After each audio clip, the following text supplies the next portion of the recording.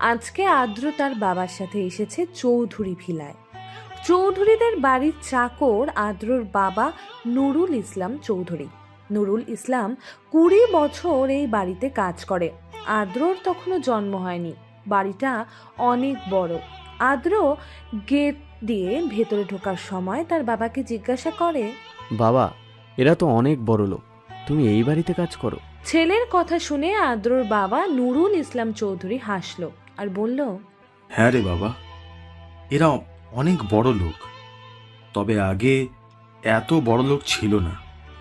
এই বাড়ির মালিক আরিয়ান চৌধুরী খুব পরিশ্রম করে এই বাড়ি আর কোম্পানি তৈরি করেছে। ভদ্রলোক খুবই ভালো, কোটিপতি, কিন্তু কোনো অহংকার নেই। আমাকে খুব ভালোবাসে। তবে ম্যাডাম ও তার ছেলেমেয়েরা খুব একটা সুবিধা নয়। কেন বাবা, তার ছেলেমেয়েরা তোমায় দেখতে পারে না? তারা বুঝি তোমাকে অপমান করে? অপমান করে না, কিন্তু বাবার মতো ভালো মানুষ নয়। তবে তুই যেন ওদের সাথে ঝগড়া করিস না।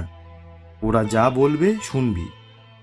সাহেব তোকে এখানে আনার জন্য বলেছে। তোর মা মারা যাওয়ার পর থেকেই আমাকে বলছে ছেলে মেয়েগুলোকে এখানে নিয়ে চলে আয়। আমি এতদিন তোদের আনতে চাইনি, কিন্তু দেখলাম গ্রামে থাকলে হবে না। তুই এখান থেকে স্কুলে ভর্তি হয়ে যাবি, বাকি পড়াশুনো এখান থেকে কমপ্লিট করবি। আমি বড় সাহেবকে বলে রাখবো, তোর কাজ এখান থেকেই হয়ে যাবে। আদ্র যখন তার বাবার সাথে কথা বলছিল, ঠিক তখনই চৌধুরী ভিড়ার মালিক আরিয়ান চৌধুরী নুরুল ইসলাম চৌধুরীকে জিজ্ঞাসা করে, নুরুল, এটা বুঝি তোর ছেলে? হ্যাঁ সাহেব, এ আমার ছেলে। এর নাম আদ্র, ওই আদ্রিয়ান চৌধুরী। ওকে সবাই আদ্র বলে ডাকে। খুব ভালো করেছিস। আমি অনেক দিন থেকে তোকে বলেছি তোর বাচ্চাগুলোকে এখানে নিয়ে চলে আয়। তা তোর মেয়ে কোথায়? মেয়ে তার নানির বাড়ি আছে। নানির বাড়ি কেন রেখে এসেছিস? আমি তো তোকে বলেছিলাম তোর মেয়েকেও নিয়ে আসতে। এই মেয়েটা এখানে আসতে চাইলো না। ওর নানির কাছে থাকতে ভালো লাগে। ওর নানি, ওর মামা মামি সব আছে। ওখানে স্কুল থেকে পড়াশোনা করবে। আদ্র, তুই কিসে পড়ছিস এখন? আদ্র প্রশ্নের উত্তর দেওয়ার আগেই আরিয়ান চৌধুরীর একমাত্র মেয়ে আলিয়া ছুটে আসে। সে বাবার গলা জড়িয়ে ধরে বাবাকে বলে, বাবা, আমি তোমায় কি বলেছিলাম? মেয়ের কথা শুনে আরিয়ান চৌধুরী একটু ভাবতে থাকে। তার মেয়ে কি বলছে সে মনে করতে না পেরে মেয়েকে উদ্দেশ্য করে বলে, মা, আমার তো মনে পড়ছে না। তুমি কি বলেছিলে আমাকে? বাবার সাথে কথা বলতে বলতে আলিয়া আদ্র ও তার বাবার দিকে তাকায়, একটু বিরক্তিকর ভাব নিয়ে বলে, এই ছোট লোকগুলোর সাথে কি কথা বলছিলে এতক্ষণ? মেয়ের কথায় আরিয়ান বলে, ছি মা, এভাবে কথা বলতে নেই। এ তো তোমার নুরুল চাচা, আর এ হচ্ছে চাচার ছেলে। এর নাম আদ্র। ওর নাম জেনে আমার কোনো লাভ নেই। ও কেন এসেছে এখানে? কিছুদিন আগে নুরুলের স্ত্রী মারা যায়। ওর ছেলেমেয়েরা গ্রামেই ছিল। আমি বলেছিলাম নুরুলকে ছেলে মেয়েকে এখানে নিয়ে চলে আসার জন্য, কিন্তু ছেলেটা এসেছে, মেয়েটা মামার বাড়িতে আছে। বাবার আরিয়ান চৌধুরীর কথায় আলিয়া বিরক্ত হয় আর বলে, ওর মা মরে গেছে তো কি হয়েছে?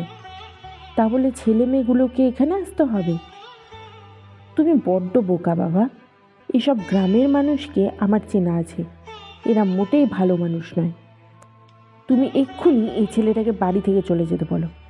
নুরুল চাচা যেমন কাজ করে কাজ করবে, কিন্তু এই ছেলেটাকে আমার সহ্য হচ্ছে না। আমার অসহ্য লাগছে। এ যেন আমাদের বাড়িতে না থাকে। মেয়ের কথায় খুব বিরক্ত হলো আরিয়ান চৌধুরী। সে তখন তার মেয়েকে বলল, ছি মা, এভাবে কাউকে বলতে নেই। ওরা আমাদের বাড়িতে থাকবে, তার বিনিময়ে কাজ করবে, খাবে। আমাদের তো কাজের লোকের দরকার। না, ওকে এক্ষুনি এখান থেকে চলে যেতে বলো। ওদের বাবা মেয়ে যখন কথাবার্তা চলছে ঠিক তখন নুরুল ইসলাম বলে, সাহেব, আলিয়া যখন ওকে পছন্দ করছে না, তখন আদ্রকে এখানে থাকতে হবে না। আমি ওকে মামার বাড়ি পাঠিয়ে দেব। না, আমি মামার বাড়ি যাব না। আমি পড়াশোনা করব, আমি এখানেই থাকব। তুমি বলেছিলে তো এখানে স্কুলে ভর্তি করিয়ে দেবে। এখানে স্কুল খুব ভালো পড়াশোনা হয়। আমি কাজ করব আর তাতে যা মাইনে পাবো তাতে আমার পড়াশোনার খরচ হয়ে যাবে। আদ্রর কথা শুনে পাশ থেকে আলিয়া বলে, সব ভারী মন্দ নয়, ও আবার স্কুলে ভর্তি হবে, আবার পড়াশোনা করবে। বাবা, তুমি বেশি কথা বলবে না, এর সাথে এই আপদটাকে এক্ষুনি বিদায় করো। কথাটা বলে আলিয়া চলে যায়। আলিয়া চলে গেলে আরিয়ান চৌধুরী আদ্রর কাছে আসে। তারপর আদ্রর মাথায় হাত রেখে বলে, তুই কিছু মনে করিস না বাবা, আমি আছি। আমি তোর বাবাকে, তোকে আর তোর বোনকে এখানে আনার জন্য বলেছি। তুই চিন্তা করবি না, আমার দায়িত্ব তোকে স্কুলে ভর্তি করার। তুই অনেক দূর পর্যন্ত পড়াশোনা করবি। আরিয়ান চৌধুরী তারপর আদ্রকে স্কুলে ভর্তি করে দেয়। আদ্র হলো আমাদের এই গল্পের নায়ক। তার বয়স এখন 13 বছর। তার মা কিছুদিন আগে ক্যান্সারে আক্রান্ত হয়ে মারা গেছে। গ্রামের বাড়িতে তার চাচাদের সাথে তার মা 2 ভাই বোনকে নিয়ে থাকতো, কিন্তু মা মারা যাওয়ার পর চাচারা তাদের দেখাশোনার দায়িত্ব নেয় না। তাই তার বাবা নুরুল ইসলাম চৌধুরী গ্রামে ফিরে যেতে চাইলে আরিয়ান চৌধুরী তাকে বারণ করে আর বলে, তুই আমাদের বাড়িতে চৌধুরী ভিলায় যেমন কাজ করিস তেমনই কাজ করবি। তুই তোর ছেলে মেয়েগুলোকে এখানে নিয়ে চলে আয়। ওর মা নেই, ওদেরকে কে যত্ন করবে? ওরা 2 ভাই বোনে এখান থেকেই পড়াশোনা করবে। কিন্তু আদ্রর ছোট বোন আয়রা, সে আসতে চায় না। সে তার নানির কাছে চলে যায়। আদ্রকে ওর বাবা নিয়ে আসে চৌধুরী ভিলায়। এই, তুই এখানে কি করছিস? দেখতে পাচ্ছ না, গাছে পানি দিচ্ছি। তোকে গাছে পানি দিতে হবে না, তুই বরং আমার জুতোগুলোকে একটু পালিশ করে দে। আদ্র কোনো কথা না বলে সে জাকিরের জুতো পালিশ করতে থাকে। কিছুক্ষণ পর সেখানে তার বাবা আসে আর আদ্রকে জুতো পালিশ করতে দেখে আদ্রর বাবা নুরুল ইসলাম বলে, আদ্র, কি করছিস তুই? বড় ভাইয়ার জুতোগুলো পালিশ করছি। তোকে জুতো পালিশ করতে হবে না, আমি জুতোগুলো পালিশ করছি। তুই যেমন গাছে পানি দিচ্ছিলিস তেমন পানি দে। না বাবা, বড় ভাইয়া দেখলে বকবে আমাকে। এই কাজটা করতে দাও, এই কাজটা হয়ে গেলে আমি আবার গাছে পানি দেব। ছেলেকে জুতো পালিশ করতে দেখে নুরুল ইসলামের খুব কষ্ট হলো।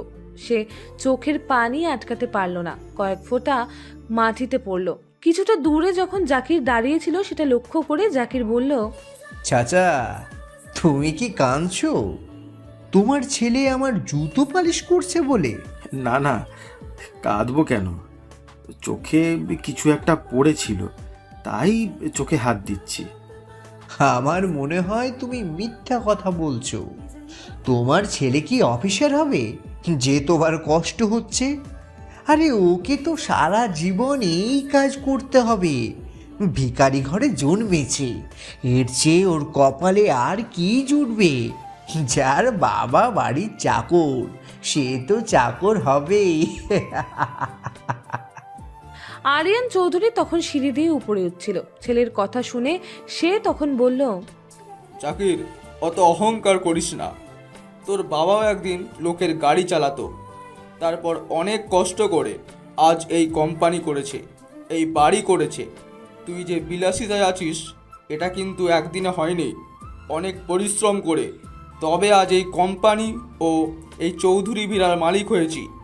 বাবার কথা শুনে ছেলে জাকির বিরক্ত হয় আর বলে, এই, সকালবেলা জ্ঞান দিও না তো। তোমার জ্ঞান শুনতে শুনতে আমার ভালো লাগে না। জন্ম থেকে তো একই কথা শুনে আসছি।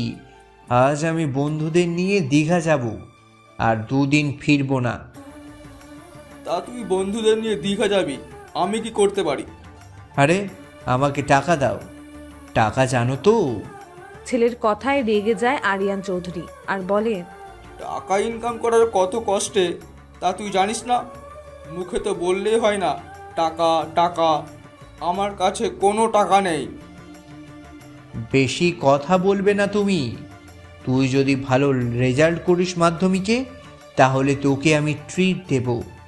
তুমি তোমার কথা রাখতে পারছো না। আরে সবে মাধ্যমিক পাস করলি, সামনে এখন অনেক কিছু বাকি আছে। আগে নিজের কেরিয়ার তৈরি কর, তারপর এইসব নিয়ে ভাববি। জাকির চৌধুরী হলো আরিয়ান চৌধুরীর ছেলে। আরিয়ান চৌধুরী এক ছেলে আর এক মেয়ে, মেয়ে আলিয়া, ছেলে জাকির, দুজনেই অহংকারী। জাকিরের বয়স সবেমাত্র 16 বছর। ও এই বয়স থেকেই বন্ধু বান্ধবদের নিয়ে পার্টি শুরু করে দিয়েছে। সব খবর আরিয়ান চৌধুরীর কানে আসে ঠিকই, কিন্তু সে ছেলেকে শাসন করার চেষ্টা করলেও সেটা হয়ে ওঠে না। কিন্তু তার স্ত্রী ফারিয়া তার স্বামীকে বকাবকি করে। আরিয়ান চৌধুরী ছেলে মেয়ের ভবিষ্যৎ নিয়ে খুব চিন্তিত। ওরা যদি এখন থেকেই স্বেচ্ছাচারী হয় তাহলে ভবিষ্যতে এই কোম্পানির কি হবে? আরিয়ান চৌধুরী যখন গভীর চিন্তায় মগ্ন, ঠিক তখনই তার বোন সাধনা বেগম তার ভাইকে উদ্দেশ্য করে বলে, ভাইয়া, কি হলো? তুমি এভাবে বসে আছো কেন? কি বলবো তোকে, জাকির আলিয়া ওরা দুই ভাই বোনে কেউ কথা শুনছে না। আর তোর ভাবি তো নিজের মতো থাকতে ব্যস্ত।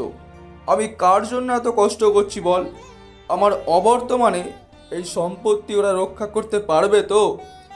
এই বয়স থেকে ছেলে মেয়েগুলো নষ্ট হয়ে গেছে, আর ওর মা ওদের শাসন না করে ওদেরকে আস্কারা দিচ্ছে। আমার এসব ভালো লাগছে না। সাধনা, তুই কেন এসেছিস আমার কাছে?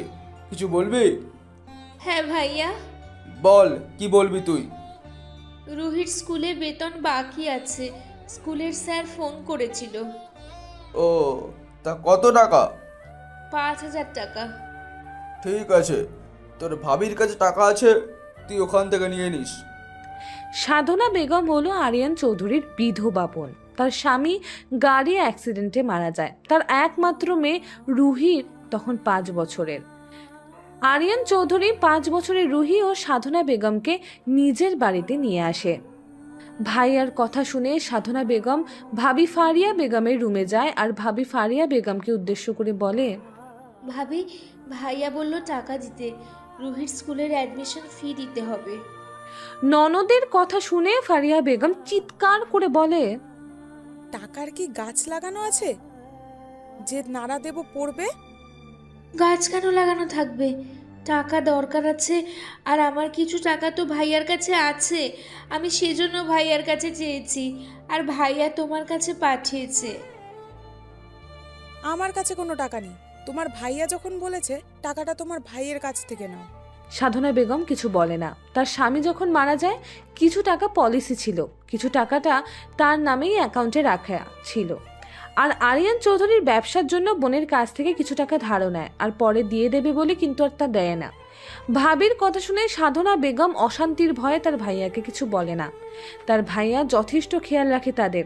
সাধনা বেগম ভাইয়াকে কিছু না বলে তার অ্যাকাউন্ট থেকে কিছু টাকা তুলে মেয়ের অ্যাডমিশন ফি দিয়ে দেয়। এই টাকাটা পেতে তার ভাইয়া তাকে অনেক সাহায্য করেছে।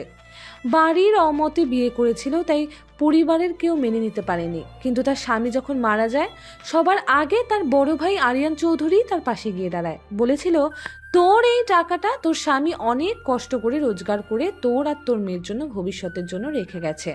কোনো অবস্থাতেই এই টাকাতে তুই হাত দিবি না, তুই আমার বাড়িতে থাকবি, যখন যা দরকার তুই আমার থেকে চাইবি। কিন্তু ভাবি ফারিয়া ননদকে সহ্য করতে পারে না। সাধনা বেগম বুঝতে পারে, কিন্তু সে করবেটা কি? ছোট্ট রুহিকে নিয়ে কোথায় যাবে? তাই শত অপমান সত্ত্বেও সেখানে পড়ে থাকে। রুহির বয়স এখন 8 বছর। সে একটা প্রাইভেট স্কুলে পড়ে। এদিকে রাতের বেলা হঠাৎ আদ্রর ঘুম ভেঙে যায়। সে দেখতে পায় তার বাবা বুকে হাত দিয়ে বসে আছে। বাবাকে এই অবস্থায় দেখে আদ্র ভয় পেয়ে যায়। বাবাকে জিজ্ঞাসা করে, বাবা, তোমার কি হয়েছে? আমার আমার বুকে খুব যন্ত্রণা হচ্ছে। আমার মনে হচ্ছে আমি বাঁচবো না। তুই তুই একটু বড় সাহেবকে ডাক না। আদ্র তখন ঘড়ির দিকে তাকিয়ে দেখে রাত 2টো বাজে। আদ্র তার বাবাকে বলে, বাবা, এখন রাত 2টা বাজে। এত রাতে আমি সাহেবকে ডাকবো? তার চেয়ে বাবা চলো, আমি ডাক্তারের কাছে তোমাকে নিয়ে যাই। তুই পারবি না, তুই এখন ছোট। বাবার কষ্ট সহ্য করতে না পেরে আদ্র আরিয়ান চৌধুরীর রুমে গিয়ে দরজায় নক করে, কিন্তু আরিয়ান চৌধুরী ঘুমের ওষুধ খেয়ে ঘুমান, তাই সে উঠতে পারে না। ফারিয়া বেগম দরজা খুলে দেয় আর আরিয়ানকে দেখে এক রাশ বিরক্তি নিয়ে বলে, কি হয়েছে? কি কেউ মরলো নাকি?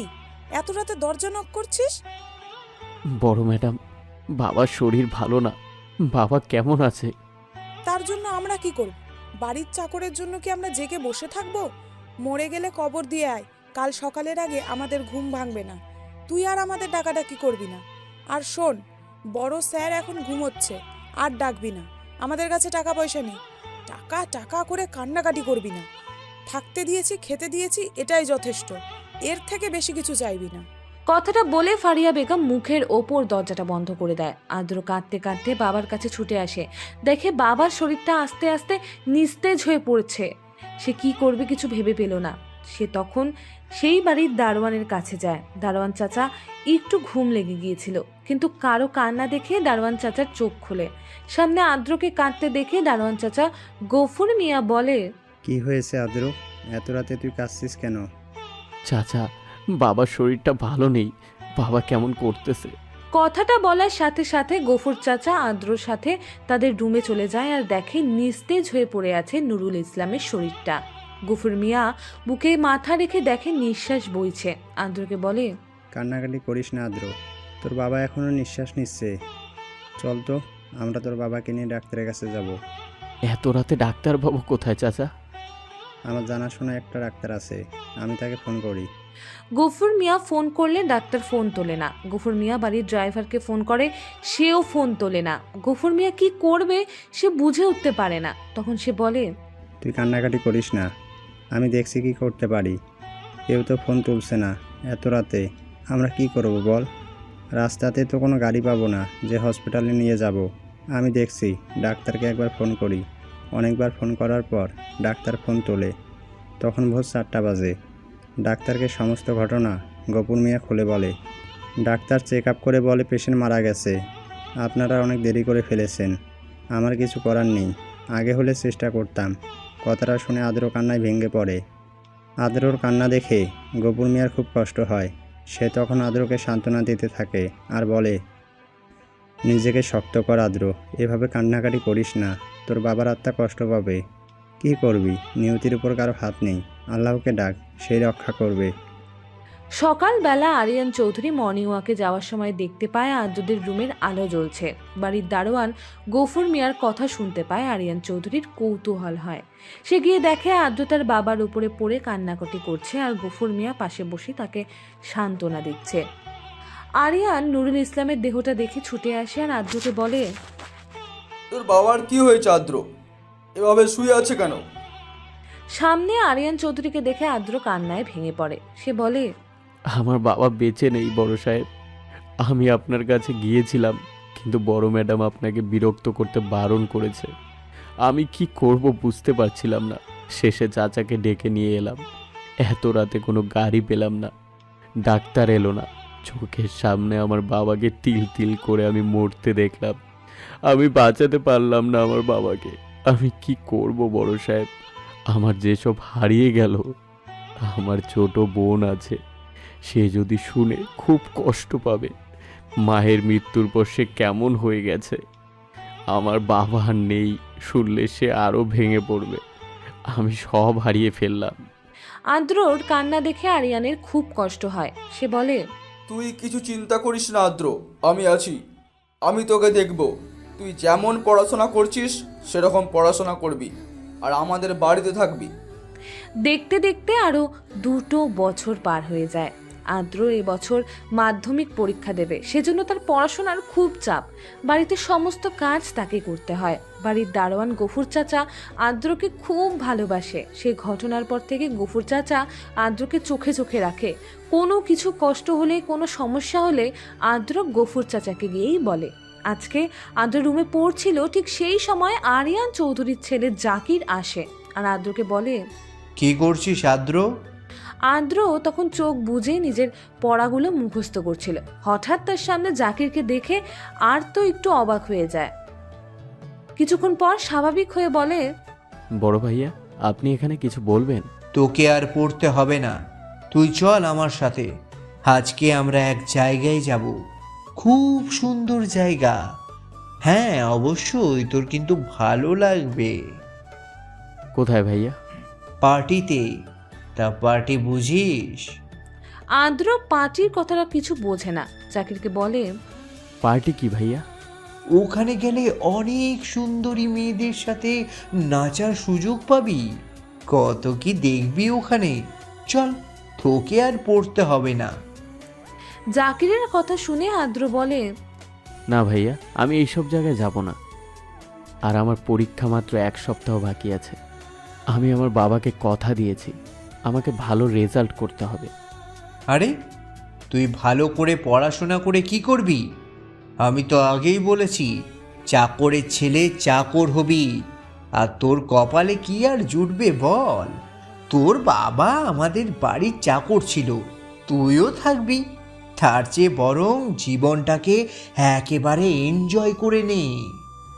জাকির যখন আদ্রকে এই কথাগুলো বলছিল, ঠিক সেই সময় সাধনা বেগম রুমে ঢোকে আর জাকিরকে উদ্দেশ্য করে বলে, নিজের তো 12টা বেজে গেছে, আর সেই সাথে ভালো ছেলেটারও মাথা খাচ্ছিস।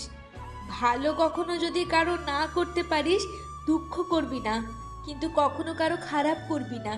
ওর সামনে পরীক্ষা, তুই এখন যা এখান থেকে। সাধনা বেগমের কথায় জাকির রেগে যায়। সে রাগে গজগজ করতে করতে সেখান থেকে চলে যায়। জাকির জানে তার ফুপি সাধনা বেগম তার বাবাকে বলে দেবে, আর বাবা জানতে পারলে তাকে বকাবকি করতে পারে, কারণ আদ্রর সামনে পরীক্ষা। তার বাবাও বলেছে এই সময়টা ছেলেটা যেন কিছু কাজ না করে। অনেক কষ্ট করে সে মাধ্যমিক পরীক্ষায় বসেছে, কিন্তু জাকির, তার বোন আলিশা আর তার মা ফারিয়া, তারা সবসময় নানা রকম কাজ দিয়ে আদ্রকে ব্যস্ত রাখার চেষ্টা করছে। সাধনা বেগম বাড়িতে ছিল না, সে তার শ্বশুর বাড়ি গিয়েছিল। হঠাৎ বাড়িতে এসে পড়ায় সে জাকিরের কথাগুলো শুনতে পায়, তারপর সেই রুমে এসে জাকিরকে বকাবকি করে। জাকির চলে গেলে সাধনা বেগম আদ্রকে বলে, আদ্র, খুব মন দিয়ে পড়াশুনো করো। এই সময় তোমাকে কোনো কাজ করতে হবে না। আমি তো চলে এসেছি, বাড়ির যাবতীয় কাজ আমি করব। তুমি কিন্তু এই রুম থেকে বেরোবে না। তোমাকে দেখলে ওরা কাজের কথা বলবে। তুমি চেষ্টা করবে সবসময় রুমের মধ্যে থাকার। আর তুমি আমার মেয়েকে চেনো তো? সাধনা বেগমের কথা শুনে আদ্র মাথা নেড়ে হ্যাঁ বলল, যে চেনে। সাধনা বেগম তখন দরজার সামনে দাঁড়িয়ে থাকা রুহিকে ডাকে আর বলে, রুহিমা, এদিকে এসো।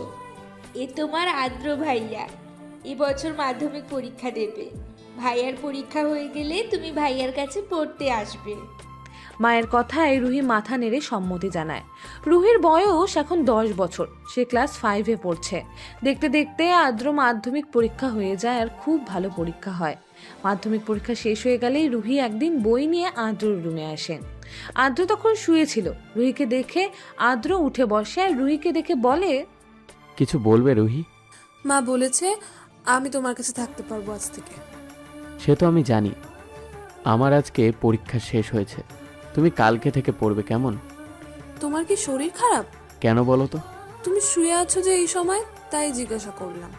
আসলে আমার তো পরীক্ষা চলছিল কতদিন ধরে, রাত জেগে পড়াশোনা করেছিলাম, ভালো ঘুম হয়নি। আজকে পরীক্ষা শেষ হয়ে গেছে, সেই কারণেই খুব ঘুম পাচ্ছে, ঘুমিয়ে পড়েছিলাম। তোমাকে দেখে আমার ঘুম ভেঙে গেল। চলো না, ছাদে যাব। কেন? ছাদের পাশে যে পেয়ারা গাছটা আছে, ওতে অনেক পেয়ারা হয়েছে। আমার খুব খেতে ইচ্ছে করছে, আমাকে পেরে দেবে, চলো না। আজকেই দিতে হবে, কালকে দিলে হবে না? না, তুমি আজকেই দেবে। গফুর চাচার খুব জ্বর হয়েছে, চাচার খেতে ইচ্ছে করছে, আমি চাচাকে দেব। তাই? আমি তো জানি না, চাচার খুব শরীর খারাপ। হ্যাঁ গো, চাচার খুব শরীর খারাপ। তোমাকে বলতে বারণ করছে, কারণ তোমার পরীক্ষা চলছিল বলে চাচা বললো তোমাকে যেন না বলি চাচার টাইফয়েড হয়েছে। ও চলো তাহলে আমরা পেয়ারা পেরে চাচাকে দিয়ে আসি। আদ্র আর রুহি যখন ছাদে যাচ্ছিল, আলিয়া তখন তাদের পিছু নেয়। কিছুক্ষণ পর ফিরে এসে সে সাধনা বেগমের কাছে যায় আর সাধনা বেগমকে গিয়ে বলে, ফুপি, তুমি কি করছো? সাধনা বেগম তখন সবজি কাটছিল। আলিয়ার কথায় সে বিরক্ত হয় আর বলে, দেখতে পাচ্ছিস না কি করছি? ওদিকে দেখবে, চলো। তোমার মেয়ে কি করছে? কি করেছে আমার মেয়ে? কি আবার করবে? বাড়ির চাকরের সাথে লটর পটর করছে। কি সব উল্টোপাল্টা কথা বলছিস? আমার মেয়ের নামে এসব কি বলছিস? ওর এই সবে 10 বছর বয়স, ও কি বোঝে? এখন কি লটর পটর করবে? আলিয়া কিছুটা জোর করে সাধনা বেগমকে ছাদে নিয়ে যায়। সাধনা বেগম গিয়ে দেখতে পায় আদ্র রুহিকে পেয়ারা খাইয়ে দিচ্ছে আর আদ্র রুহিকে পেছন থেকে জড়িয়ে ধরে আছে। সেটা দেখে আলিয়া বলে, দেখলে তো ফুপি, তুমি বললে তোমার মেয়ে কিচ্ছু বোঝে না। এই সবে 10 বছর বয়স, ও কিচ্ছু বোঝে না, কিন্তু ওই ছেলেটা তো সব বোঝে। ওর তো ভালোই বয়স হয়েছে, তুমি তো জানো। কথাটা বলতে দিল না, তার আগেই সাধনা বেগম বলল, তুই চুপ কর আলিশা, যা বোঝার আমি বুঝে নিয়েছি, তোকে আর কিছু কথা বলতে হবে না। তারপর সাধনা বেগম মেয়ের হাত ধরে কাউকে কিছু না বলে সেখান থেকে চলে যায়। তার পরের দিন সকালবেলা সাধনা বেগম তার ভাই আরিয়ানকে বলে, ভাইয়া, আমি আর এই বাড়িতে থাকবো না। কেন থাকবি না? আমার শ্বশুর বাড়ি চলে যাব। রুহি ওখানকার স্কুলে থেকে পড়াশুনো করবে। আমার শাশুড়ির বয়স হয়েছে, ও এটাই চাইছে। বলছে আমার ছেলে নেই তো কি হয়েছে, আমার বৌমা নাতনি ওরা তো আছে, ওরা আমাকে দেখবে। অনেক দিন থেকে বলছিল, কিন্তু ওখানকার পরিবেশটা ভালো নয় বলে আমি চলে এসেছিলাম। কিন্তু দেখলাম ওখানে চলে যাওয়াই ভালো। রুহির যদি কপালে পড়াশুনো থাকে ওই পরিবেশ থেকেই হবে। বাড়ি থেকে স্কুলটা একটু যেতে হবে, এটাই যা অসুবিধা, আর কিছু নয়। তা বললে হয়? তোর দেওরও যা আবার ভালো মানুষ নয়, তারা আবার তোকে দেখতে পারে না। ওরা তো তোর নানা রকম ক্ষতি করছিল, সেই জন্য তো তোকে নিয়ে এখানে চলে এলাম। সেসব ঝামেলা মিটে গেছে, যে যার আলাদা হয়ে গেছে। আমি রুহিকে নিয়ে আমার রুমে থাকবো, ওরা আলাদা থাকবে, আর সমস্যা হবে না। তুমি আর বারণ করো না, আমি কালকেই চলে যাব। সাধনা বেগমের কথা শুনে আরিয়ান চৌধুরী বলল, ঠিক আছে, তুই যদি এখানে না থাকতে চাস কোনো সমস্যা নেই। তোর যেখানে ভালো লাগবে তুই সেখানেই থাকবি। যদি ওখানে কোনো অসুবিধা হয় আমাকে বলবি, আমি সাথে সাথে গাড়ি পাঠিয়ে ওখান থেকে নিয়ে আসবো। সাধনা বেগম জানে আলিয়া সুযোগ খুঁজছে ওর নামে মিথ্যে বদনাম দিয়ে আদ্রকে বাড়ি থেকে তাড়িয়ে দেওয়ার। আদ্রর কেউ নেই এই মুহূর্তেই বাড়ি থেকে ওর পড়াশোনাটা চালিয়ে যাক। ভাইয়া আরিয়ান খান যাই করুক, আদ্রকে কখনো নিজের বাড়ি থেকে তাড়িয়ে দেবে না। তাই সাধনা বেগম ঠিক করলো রুহিকে নিয়ে সে বাড়ি থেকে চলে যাবে। সাধনা বেগমের দেওর ও যা তার সাথে মাঝে মাঝে ঝগড়া করত। আবার সাধনা বেগমের স্বামী মারা যাওয়ার পর পলিসির টাকা নিয়েও ঝামেলা বাঁধে। পরবর্তীকালে আরিয়ান চৌধুরী হস্তক্ষেপ করে সব কিছু মিটিয়ে দেয়। যেহেতু নমিনিতে সাধনার নাম আছে তাই সমস্ত টাকাই সে পায়। বাড়িটা যেহেতু সাধনা বেগমের শ্বশুরের নামে তাই তারও অধিকার আছে। বাড়িটা অনেক বড়, দুটো ভাগে ভাগ করা হয়েছে। সাধনা বেগমের শাশুড়ি অনেক দিন থেকেই চাইছে তার বৌমা নাতনি নিয়ে তার বাড়িতেই থাকুক। ভাইয়া আরিয়ান চৌধুরী ভালো হলেও ভাবি ফারিয়া বেগম, আলিয়া ও জাকিরের ব্যবহার একদম ভালো নয়। সাধনা বেগম খুব বিরক্ত ছিল তাদের উপর, তাই সে আর এখানে থাকতে চাইল না। জানো আদ্র ভাই, আমরা বাড়ি থেকে চলে যাচ্ছি। আমরা এখানে থাকবো না, তোমার কাছে আর পড়তে আসতে পারবো না। তুমি ভালো থাকবে তো? রুহির কথা শুনে আদ্র একটু অবাক হয়ে বলল, কেন তোমরা চলে যাবে এখান থেকে? আমি তো জানি না মা, মামাকে বলেছিল, আমি শুনতে পেলাম। চলে যাবার সময় সাধনা বেগম আদ্রকে কাছে টেনে নিল আর কপালে স্নেহের চুম্বন দিয়ে বলল, আদ্র খুব সাবধানে থাকবে। তোমার বাবার স্বপ্ন ছিল তুমি পড়াশুনো করে ভালো মানুষ হও, সমাজে প্রতিষ্ঠিত হও। তোমার বাবা খুব ভালো লোক ছিল, আমি জানি তুমি তোমার বাবার ইচ্ছা পূরণ করবে। তুমি একদিন অনেক বড় হবে। তবে এই বাড়িতে কিছু লোক তোমার বিরুদ্ধে ষড়যন্ত্র করছে, তুমি খুব সাবধানে থাকবে। তারা প্রতি পদে তোমাকে বিপদে ফেলার চেষ্টা করছে, তুমি কিন্তু এদের ফাঁদে পা দেবে না। আমার ভাইয়া মানুষটা খারাপ নয়, আর গফুর ভাইয়া ও খুব ভালো মানুষ। কিছু সমস্যা হলে তুমি ওদেরকে বলবে। এখন আমরা আসছি, আর আল্লাহ যদি চায় ভবিষ্যতে তোমার সাথে আমাদের আবার দেখা হবে, তা না হলে আজকেই আমাদের শেষ দেখা। যাবার সময় রুহি বারবার আদ্রর দিকে তাকিয়ে থাকে। আদ্র তাকিয়ে থাকে, দুজনের কিছু বলতে চায় কিন্তু বলা হয়ে আসছে না। দেখতে দেখতে বেশ কিছুদিন কেটে যায়। আদ্রর উপর অত্যাচারের পরিমাণ আরও বাড়তে থাকে। আদ্র কালকে কি হয়েছিল বাড়িতে? চেঁচামেচি বড় ভাইয়া নেশা করে বাড়ি ফিরেছিল, তাই সাহেব বকাবকি করেছিল। চেঁচামেচি হচ্ছিল। ছেলেটা একদম নষ্ট হয়ে গেছে। বড় সাহেব অনেক কষ্ট করে এই ব্যবসা দাঁড় করিয়েছে, কিন্তু ছেলে মেয়ে স্ত্রী ভীষণ আত্মহংকারী। আমি জানি ওরা তোকে প্রতিদিন অপমান করে।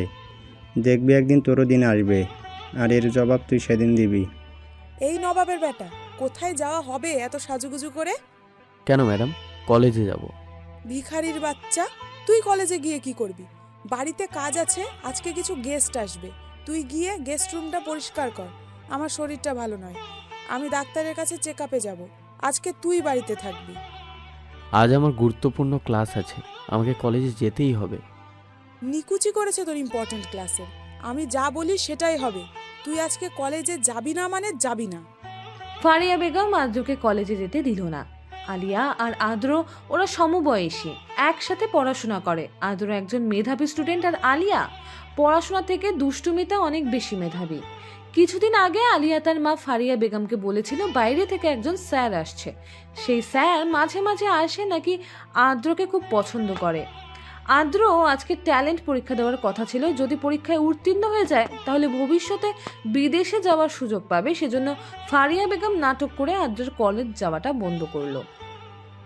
কলেজ থেকে স্যার বারবার ফোন করছে। কলেজ থেকে প্রতি বছর যারা খুব মেধাবী স্টুডেন্ট তারা বিদেশে পড়তে যাওয়ার সুযোগ পায়, সরকার তার সমস্ত খরচ দেয়। এবছর আদ্রর নাম এসেছে কানাডায় পড়াশোনা করতে যাওয়ার জন্য। অনেক কষ্ট করে আদ্র একটা ফোন কিনেছে। সেই ফোনে মেসেজে স্যার বলছে, এই সুযোগ হাতছাড়া করলে তোমার অনেক ক্ষতি হবে আদ্র, ভবিষ্যতে তোমার স্বপ্নগুলো অধরাই থেকে যাবে। আদ্র কোনো উত্তর দিতে পারে না। মা, তুমি ভালো নাটকটাই করলে, ঠিক করেছো। আমি আদ্রকে সহ্য করতে পারি না। ও যে কেন আমাদের বাড়িতে আছে আমি জানি না। ও কলেজেও আমার থেকে ভালো রেজাল্ট করে, সেই কারণে সকল স্যার ওকে পছন্দ করে। আমার বাজে লাগে যখন কেউ ওর প্রশংসা করে। ওকে যেভাবেই হোক আমাদের বাড়ি থেকে যেতে হবে। আমি কলেজ থেকে তাড়াতেই হবে। আর করবে না? কি করবে না? কলেজের স্যারেরা আর পছন্দ করবে না। খুব তাড়াতাড়ি ওর জীবনে অন্ধকার নেমে আসবে। কি করবে তুমি? খুব তাড়াতাড়ি, সেটা দেখতেই পাবি। ওর জন্য তোর বাবা তোকে আর তোর ভাইয়াকে পছন্দ করে না।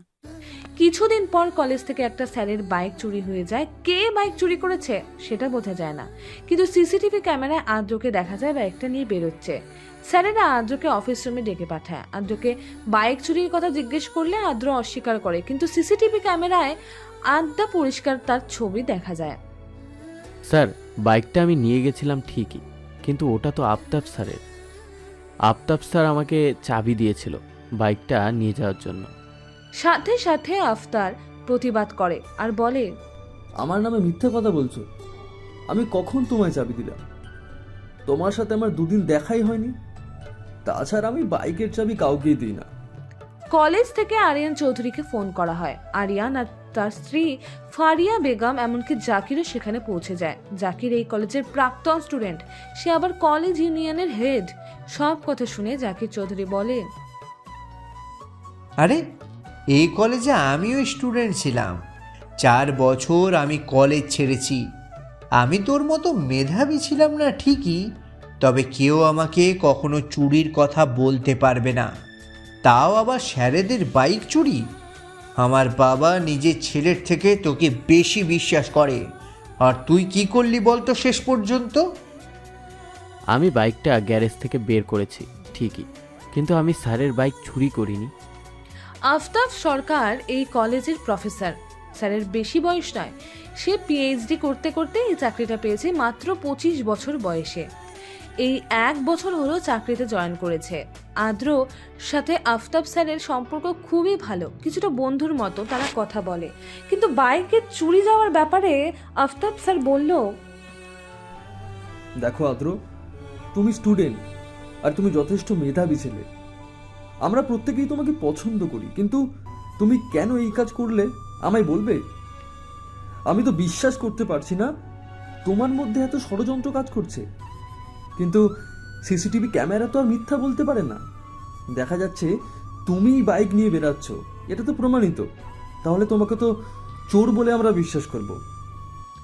আদ্র অনেক চেষ্টা করেছিল, কিন্তু সব চেষ্টা ব্যর্থ করিয়ে আদ্রকে পুলিশের হাতে তুলে দেওয়ার সিদ্ধান্ত নেয়। পুলিশকে ফোন করতে যাবে ঠিক তখনই আরিয়ান চৌধুরী বলে, পুলিশকে ফোন করতে হবে না, আপনারা কলেজ থেকে আদ্রকে বহিষ্কার করুন, যাতে পরবর্তীকালে আর কোনো স্টুডেন্ট এই কাজ করতে না পারে। শুধু কলেজ থেকে নয়, বাড়ি থেকে ওকে তাড়িয়ে দাও। ওকে যেন আমি আর আমার বাড়িতে দেখতে না পাই। আজ কলেজে স্যারের বাইক চুরি করেছে, কালকে বাড়িতে চুরি করতে পারে। ও তো পরবর্তীকালে ডাকাতের দল তৈরি করবে। এসব ছেলে আমাদের বাড়িতে যেন না থাকে। ফারিয়া বেগমের কথা শুনে আরিয়ান চৌধুরী আদ্রর কাছে গিয়ে আদ্রর গালে সপাটে একটা চড় মারে আর বলে, আমি তোকে বড্ড বিশ্বাস করতাম, আর তুই আজকে আমায় এই মূল্য দিলি। তোর জন্য আজকে আমার সম্মানহানি হলো। তোকে আমি কখনোই ক্ষমা করব না। তুই চাকরের ছেলে, চাকর হবি। তোর জীবনে ভালো মানুষ হতে পারবি না। না তুই জীবনে কিছু করতে পারবি। তুই আমার চোখের সামনে থেকে এক্ষুনি চলে যা। তোকে আমি সহ্য করতে পারছি না। আরিয়ান চৌধুরীর কথা শুনে আদ্র কাঁদতে কাঁদতে বলে, সাহেব বিশ্বাস করুন, আমি বাইক চুরি করিনি। আমাকে কোনোভাবে ওরা ফাঁসিয়েছে। কথাটা শেষ করতে পারলো না, তার আগে আরিয়ান চৌধুরী আর একটা গালে চড় মারলো আর বলল, ছোট লোকের বাচ্চা, তোর আবার বড় বড় কথা। তুই এখান থেকে চলে যা, তা না হলে এক্ষুনি পুলিশকে খবর দেওয়া হবে। আর জানিস, তোকে থানায় ধরে নিয়ে গেলে তোর কি অবস্থা হবে। তাই বলছি, তোকে যেন আর আমি আমার বাড়ির আশেপাশে কখনো না দেখি। যদি দেখি, তোকে আমি নিজের হাতে খুন করব। তোর বাবা খুব ভালো মানুষ ছিল, আমি তো সেই জন্য তোকে বিশ্বাস করে আমার কাছে রেখে দিয়েছিলাম। আমি ভেবেছিলাম তোর মধ্যে অনেক গুণ আছে, তাই তো তোকে ভালো কলেজে অ্যাডমিশন করেছি। তোর ভালোর জন্য আমার পরিবারের বিরুদ্ধে গিয়েছি। তা না হলে তোর মতো গ্রামের অনাথ ছেলে এই কলেজে কখনো অ্যাডমিশন পেত না। শুধু আমার সুপারিশে তোর মতো ছেলে আজকে এই কলেজে পড়ছে। কথাটা বলে আরিয়ান চৌধুরী সেখান থেকে চলে যায়। আদ্র কিছুক্ষণ অপেক্ষা করে আস্তে আস্তে সেও চলে যায়। ফারিয়া বেগম, আলিয়া ও জাকির তিনজনের মুখে বিশ্ব জয়ের হাসি দেখা যায়। এখানে বসে কি করছিস আমি সব জানি। ওরা অনেক দিন থেকে ষড়যন্ত্র করছিল তোকে কিভাবে তাড়ানো যায়, তোর পড়াশোনা কিভাবে শেষ করা যায়। আর মন খারাপ করে কি করবি? চাচা, আমি ভাবতেও পারিনি বড় সাহেব আমাকে এভাবে ভুল বুঝবে। এত বড় মিথ্যা অপবাদ। আমি কলেজের স্যারদেরকে শ্রদ্ধা করি, তারা আমার কাছে আল্লাহর সমান। আমি কখনোই তাদের সাথে এমন খারাপ ব্যবহার করব না। বাইকটার চাবি আফতাব স্যার আমায় দিয়েছিল আর উনি বের করতে বলেছিল, কিন্তু শেষ পর্যন্ত উনি অস্বীকার করলেন আর আমাকে ফাঁসিয়ে দিলেন। যা হয়েছে ভুলে যাও, আবার সব কিছু নতুন করে শুরু কর। তুই যেমন কলেজে পড়াশোনা করেছিস তেমনই করবি। আমাকে কলেজ থেকে তাড়িয়ে দিয়েছে আর এমনভাবে করেছে যাতে আমি অন্য কলেজে অ্যাডমিশন নিতে না পারি। আমার রেপুটেশন ওরা খারাপ করে দিয়েছে। আমি আর পড়াশোনা করতে পারবো না। আমার লাইফটা পুরো বরবাদ হয়ে গেল। আমার কত স্বপ্ন ছিল, আমি বিজনেস ম্যানেজমেন্ট নিয়ে পড়ব, কানাডা থেকে স্টাডি করব, সেরকম প্রস্তুতি নিচ্ছিলাম, কিন্তু ওরা ষড়যন্ত্র করে সব শেষ করে দিল। ভবিষ্যতে আমার একজন সফল শিল্পপতি হওয়ার খুব ইচ্ছা। এই গাছতলায় আর কতক্ষণ বসে থাকবি? তুই আমার বাড়ি চল। বস্তিতে ছোট্ট একটা রুমে আমি আর তোর চাচি থাকি। আমার ছেলে তার সংসার নিয়ে বাইরে থাকে, তুই আমাদের সাথে থাকবি। চাচা, আর তোমার বোঝা হব না। এবার আমাকে নিজের পায়ে দাঁড়াতেই হবে। আর 20 বছর বয়স হয়ে গেল। এবার তো আমাকে ভবিষ্যতের জন্য ভাবতেই হবে। আমাকে কিছু একটা করতেই হবে। কিছু করবি সে তো ভালো কথা, কিন্তু তার আগে তোকে থাকার জায়গা ঠিক করতে হবে। তুই কি এভাবে রাস্তায় রাস্তায় ঘুরে বেড়াবি? তুই আমার বাড়ি চল, তুই ওখানে থাকবি, তারপর কিছু একটা করার চেষ্টা করবি। আমি জানি তুই পারবি। তুই সৎ মানুষ আছিস, তোর বাবা খুব ভালো লোক ছিল।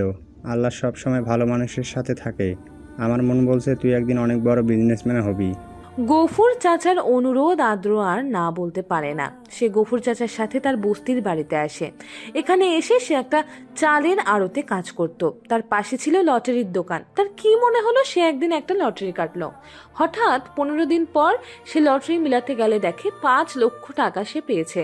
সেদিন আনন্দে আদ্র কাঁদে শুরু করে আর গফুর চাচাকে জড়িয়ে ধরে বলে, চাচা, আমি ভাবতেই পারিনি। আমার মনে হচ্ছে এবার আমার কপাল খুলতে শুরু করেছে। এই টাকা দিয়ে আমি ব্যবসা শুরু করব। আমার অনেক দিনের শখ, আমি গাড়ির ব্যবসা করব। আদ্রর কথা শুনে গফুর চাচা হাসতে হাসতে বলে, তুই পারবি, আমি জানি তুই পারবি। আদ্র, আমি তোর মধ্যে সম্ভাবনা দেখতে পাচ্ছি। আর ওই চৌধুরীদের মিথ্যা বদনামের জবাব তুই দিবি। এই টাকা নিয়ে আদ্র প্রথম একটা জায়গা কেনে, সেখানে পুরনো কিছু গাড়ি কেনে, আবার সেগুলো বিক্রি করে। এই নিয়ে শুরু হয় তার গাড়ির ব্যবসা। আস্তে আস্তে তার ব্যবসা বড় হতে থাকে, চারিদিকে নাম ছড়িয়ে পড়ে। এইভাবে কিছুই কেটে যায় 8টা বছর। সেদিনের আদ্র আজকে 28 বছরের যুবক এবং সফল ব্যবসায়ী। নানি, আমি আর তোমার এখানে থাকবো না। কেন, তোর কি হয়েছে? মামির ভাইপোর ব্যবহার আমার ভালো লাগে না। ও আমাকে উল্টোপাল্টা কথা বলছে, আমার পছন্দ নয় ওই লোকটাকে। তুমি কোনোভাবেই ওর সাথে আমার বিয়েতে হ্যাঁ বলবে না। আমি তো জানি না কবে থেকে এসব কথা তোকে বলছে। কই, তুই তো আমাকে কিছু বলিসনি। মামি বারণ করেছে, মামি সব জানে। আমি যদি তোমায় বলি, তুমি তো মামির সাথে ঝগড়া করবে, তারপর মামা এসে বকাবকি করবে। তাহলে তোকে এখানে রাখলে আর হবে না।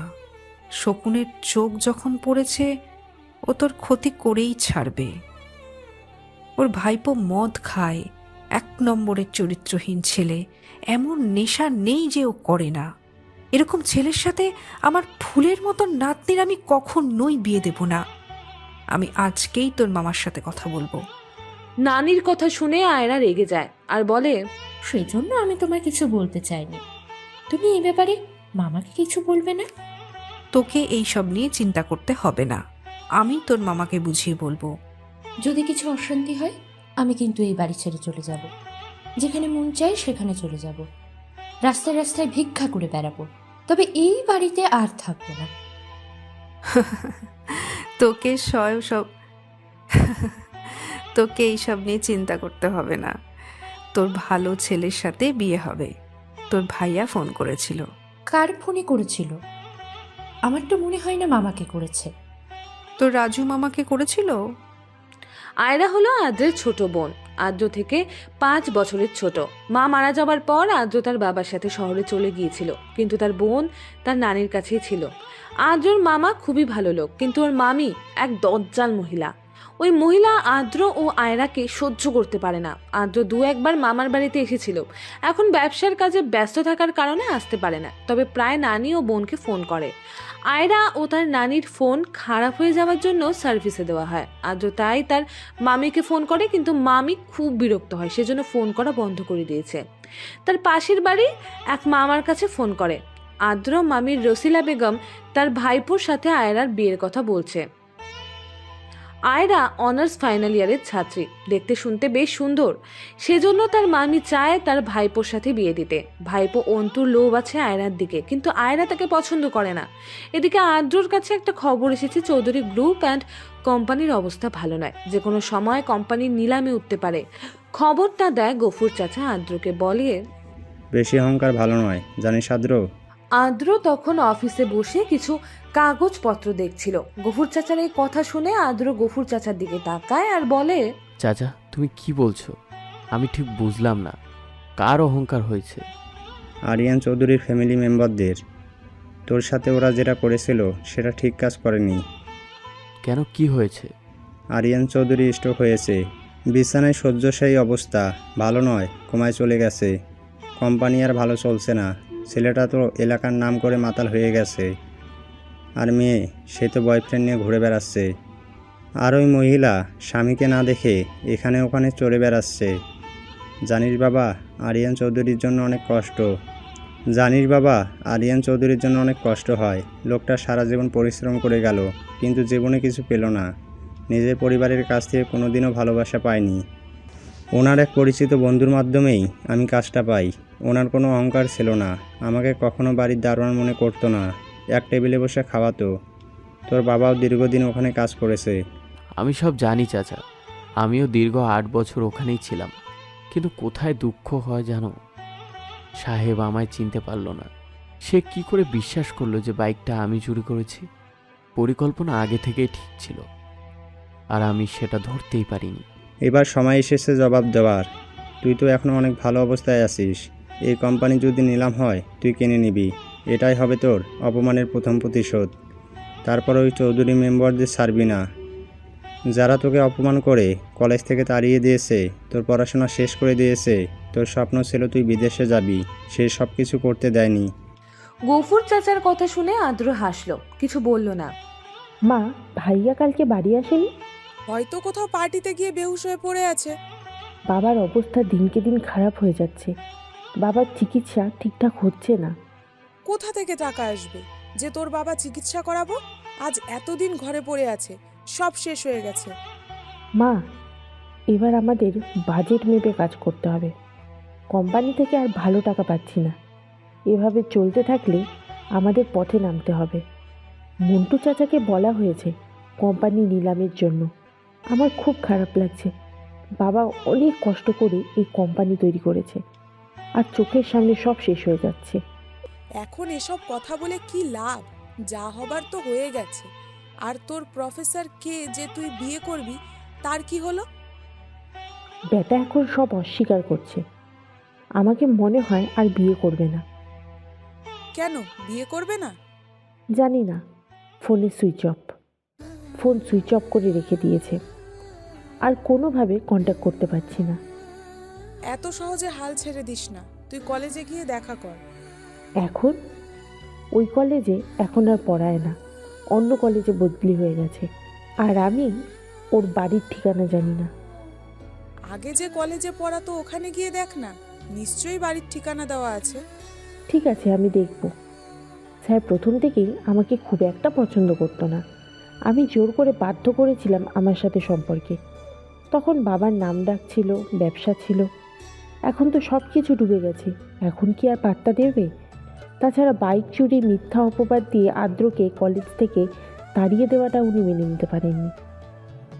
তবু হাল ছাড়লে হবে না। সরকারি চাকরি করে এই ছেলেকে ছাড়লে আর কে ভালো ছেলে তোকে বিয়ে করবে? যেভাবেই হোক ব্ল্যাকমেল করবি, বিয়ে আমাকে করতেই হবে, এভাবে চাপ দিবি। কলেজের প্রফেসর আক্তার সরকার, যার সাথে আলিয়ার সম্পর্ক করেছিল, আফতাব সরকারের বাইক চুরিকে কেন্দ্র করে আদ্রকে কলেজ ছাড়তে বাধ্য করা হয়েছিল। এর পেছনে রয়েছে গভীর ষড়যন্ত্র, যে আলিয়া, ফারিয়া বেগম ও জাকির চৌধুরী মিলে আফতাব সরকারকে দিয়ে করিয়েছে। এদিকে কলেজে গিয়ে আলিয়া খোঁজ নেয়। আগে যেখানে বাড়ি ভাড়া নিয়ে থাকতো সেখানে আফতাব সরকার আর থাকে না। এখন কোথায় আছে তারা সেটা জানে না। কলেজ থেকে খোঁজ লাগায়, এরপর কোনো কলেজে ভর্তি হয়েছে তার জানার চেষ্টা করে। তারা জানায় নর্থ বেঙ্গলে কোনো একটা জায়গায় হবে, তারা সঠিক ঠিকানা বলতে পারে না। এদিকে কোম্পানি নিলাম হলে আন্দ্র চৌধুরী ও গ্রুপ কোম্পানিকে কিনে নেয়, আবার নতুন করে তাকে প্রতিষ্ঠিত করে। আরিয়ান চৌধুরী মারা যায়। ব্যাংক থেকে এত লোন নেওয়া হয়েছিল, তার বাড়ি পর্যন্ত নিলাম হয়ে যায়। আলিয়া কাঁদতে কাঁদতে তার মা ফারিয়া বেগমকে বলে, মা বাবার এত টাকা ব্যাংকে লোন ছিল, আমরা তো কিছুই জানি না। তোর বাবা তো ওই রকমই ছিল, পরোপকারী। নিজের পরিবারকে কখনো সে চোখে দেখেনি। যা কিছু করেছে সব পরের জন্য করেছে। তবে তুই চিন্তা করিস না, তোর বড় ভাইয়া আছে, সে নিশ্চয়ই আমাদের দেখবে। মায়ের কথা শুনে জাকির চৌধুরী বলে, মাকে কাকে দেখবে, যে যার নিজের ব্যবস্থা কর। আমি কোথায় থাকবো তার ঠিকানায় আমি নিজেই জানি না। তোমাদের আবার কি ব্যবস্থা আমি করে দেব বলো? আজকে লাস্ট এই বাড়িতে থাকার, কালকে থেকে তোর আমরা আর থাকতে দিতে পারবো না। আমার এক বন্ধু দার্জিলিংয়ে থাকে, ওখানে সে হোটেলে কাজ করে, আমিও চলে যাব ওর কাছে। ছেলের কথায় আহত হলো ফারিয়া বেগম আর বলল, তুই আমার ছেলে, আলিয়ার বড় ভাই, সেই হিসেবে তোর একটা দায়িত্ব আছে। তুই তোর মা আর বোনকে এভাবে পথে ফেলে দিতে পারিস না। তখন মনে ছিল না যখন তুমি বাবাকে অপমান করতে, আমাদেরকে সঠিক পথ দেখাতে পারোনি, বারবার আমাদের উত্তেজিত করেছো। তোমরাও তো অহংকার কম নয়। মা যত নষ্টের মূল হলে তুমি। হ্যাঁ, তোমার মধ্যে শিক্ষার অভাব আছে, সেজন্য আমাদের ভুল পথে চালনা করেছো। আমাদের এত বড় কোম্পানি নিলাম হয়ে গেল, আমাদের বাড়ি গাড়ি সব চলে গেল। আজকে যে আমরা পথে বসেছি, শুধু বাবা নয়, এর জন্য তুমি দায়ী। তোমার আত্ম অহংকার। নুরুল চাচার এই বাড়িতে মারা যায়, তার দীর্ঘশ্বাস পড়েছে। আদ্র তোমার কাছে এসেছিল সাহায্যের জন্য, তুমি কিন্তু তা করনি। মিথ্যে বদনাম দিয়ে আদ্রকে কলেজ থেকে তাড়িয়ে দিয়েছ। আলিয়াকে বাধ্য করেছ প্রফেসর আক্তার সরকারের সাথে প্রেম করার জন্য। ছেলের কথায় ফারিয়া বেগম রেগে যায় আর বলে, যত দোষ আমার, তোর কোনো দোষ নেই। তুই তো প্রথম থেকে স্বেচ্ছাচারী ছিলিস, কবে আমার কথা শুনেছিস? এখন আবার বড় বড় কথা বলছিস? ছোট থেকে তো বন্ধু মদ মাতাল নিয়ে করতিস, তোর মুখে এই কথা শোভা পায় না। মা ফারিয়া বেগমের কথা শুনেই জাকির খুব রেগে যায় আর বলে, সব কিছুর মূলে তুমি, আজ তোমার জন্য আমরা নিঃস্ব হয়ে গেলাম, আমাদের পথে বসতে হলো, তোমাকে আমি কিছুতেই ছাড়বো না। কথাটা বলে জাকির তার মায়ের গলা চেপে ধরে, তাকে মারধর শুরু করে দেয়। আলিয়া গিয়ে তার ভাইকে শান্ত করে ফারিয়া বেগমকে হাঁপাতে থাকে। জাকির কিছু না বলে সেখান থেকে চলে যায়। আলিয়া আপু, আজকে একটা কোম্পানিতে ইন্টারভিউ দিতে যাব, তুমি যাবে? তোমার তো একটা চাকরি দরকার। কোথায়? কোন কোম্পানি? কলকাতায় একটা প্রাইভেট কোম্পানিতে। তুই আজকে যা না, দেখ কি হয়। যদি ভ্যাকেন্সি খালি থাকে তাহলে বলবি আমাকে। আলিয়া এখন রুহি আর তার মা সাধনা বেগমের সাথে তাদের বাড়িতেই থাকে। সেদিন ওই ঘটনার পর জাকির তার মাকে খুব মারধর করে, তারপর সে বাড়ি থেকে চলে যায়। তার মা ছেলের এই অত্যাচার তারা সহ্য করতে পারে না। সেই রাতেই সে আত্মহত্যা করে।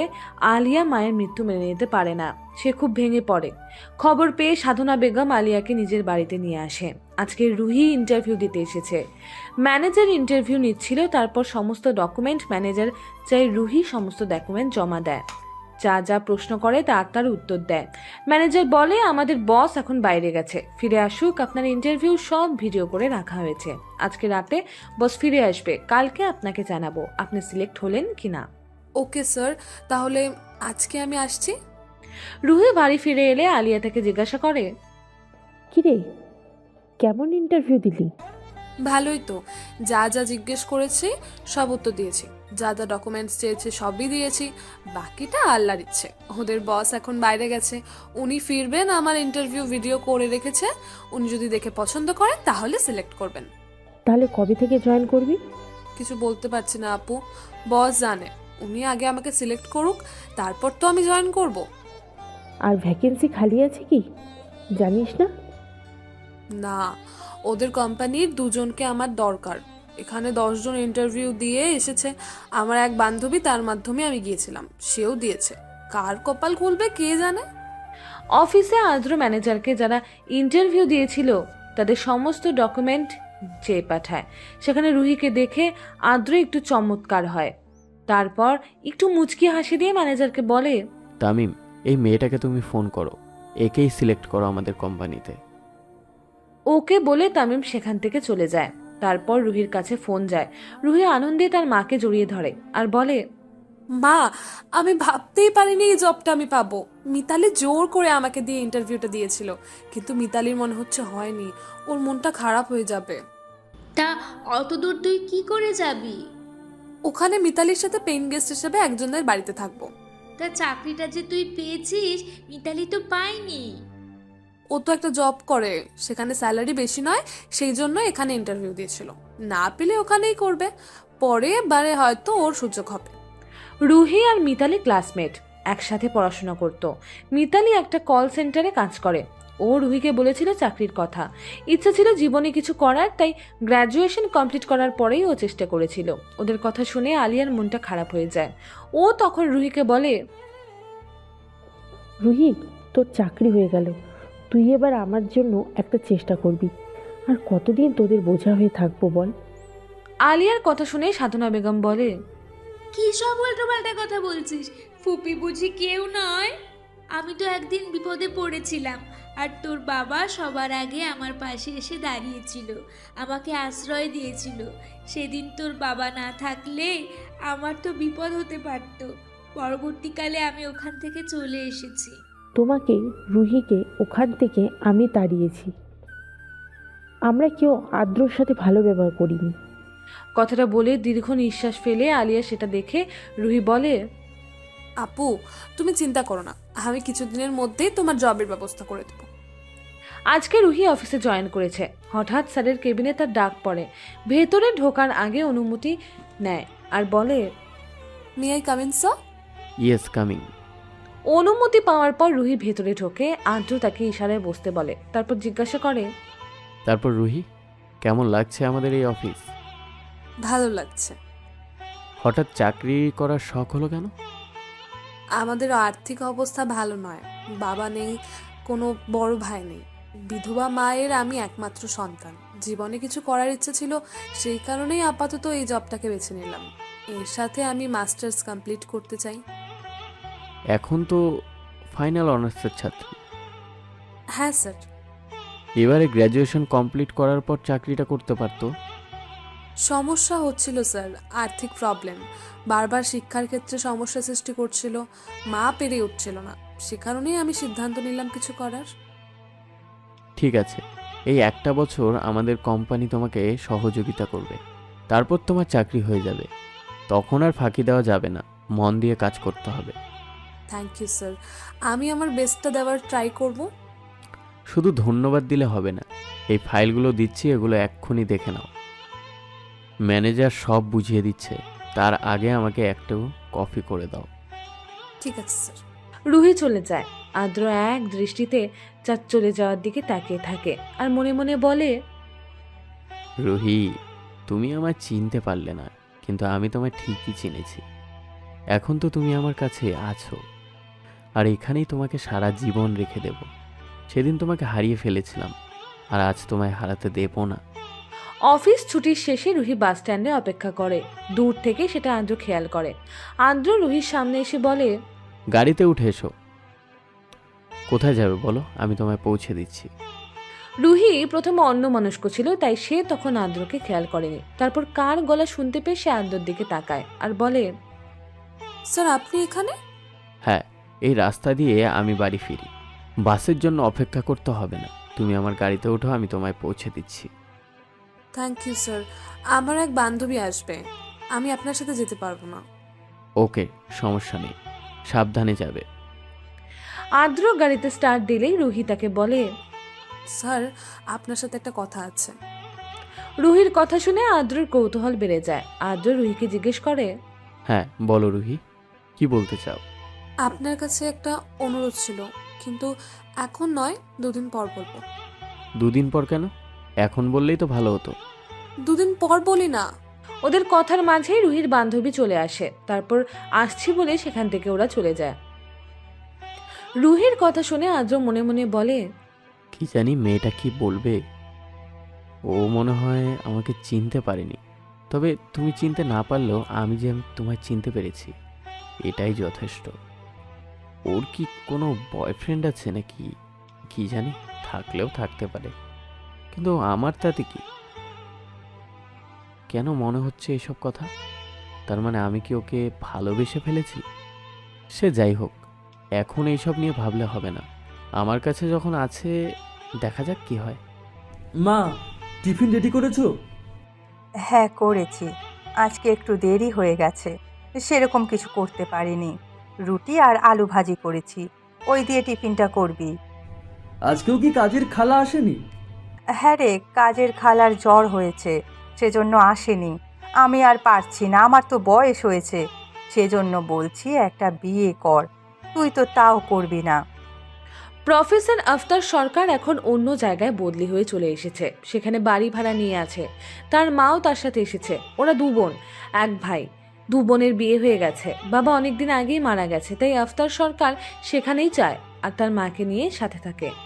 গ্রামের চাচারা থাকে, কিছু জমি জায়গা আছে, সেসব তারাই দেখাশোনা করে। আফতার সরকার ও তার মা যখন কথা বলছিল, ঠিক তখনই বাড়ির কলিং বেল বেজে ওঠে। কলিং বেলের আওয়াজ পেয়ে তার মা মিনারা বেগম আফতারকে বলে, দেখ আফতার, কে এসেছে। হ্যাঁ আমি দেখছি, তুমি তাড়াতাড়ি করো, তা না হলে প্রথম ক্লাসটা ধরতে পারবো না। মায়ের সাথে কথা বলে আফতার সরকার দরজা খুলে দেখে একটা সুন্দর মেয়ে দাঁড়িয়ে আছে। মেয়েটাকে দেখে আফতার সরকার মুগ্ধ হয়ে যায়। সে কিছু বলার আগেই মেয়েটা আফতার সরকারকে বলে, আন্টি আছে? আফতার কিছু বলার আগেই মিনারা বেগম ভেতর থেকে বলে, হ্যাঁ রে আয়রা, আমি রান্নাঘরে আছি, আজকে আমি তোদের সাথে যেতে পারবো না। তুই তোর নানিকে নিয়ে চলে যা, কালকে যাব।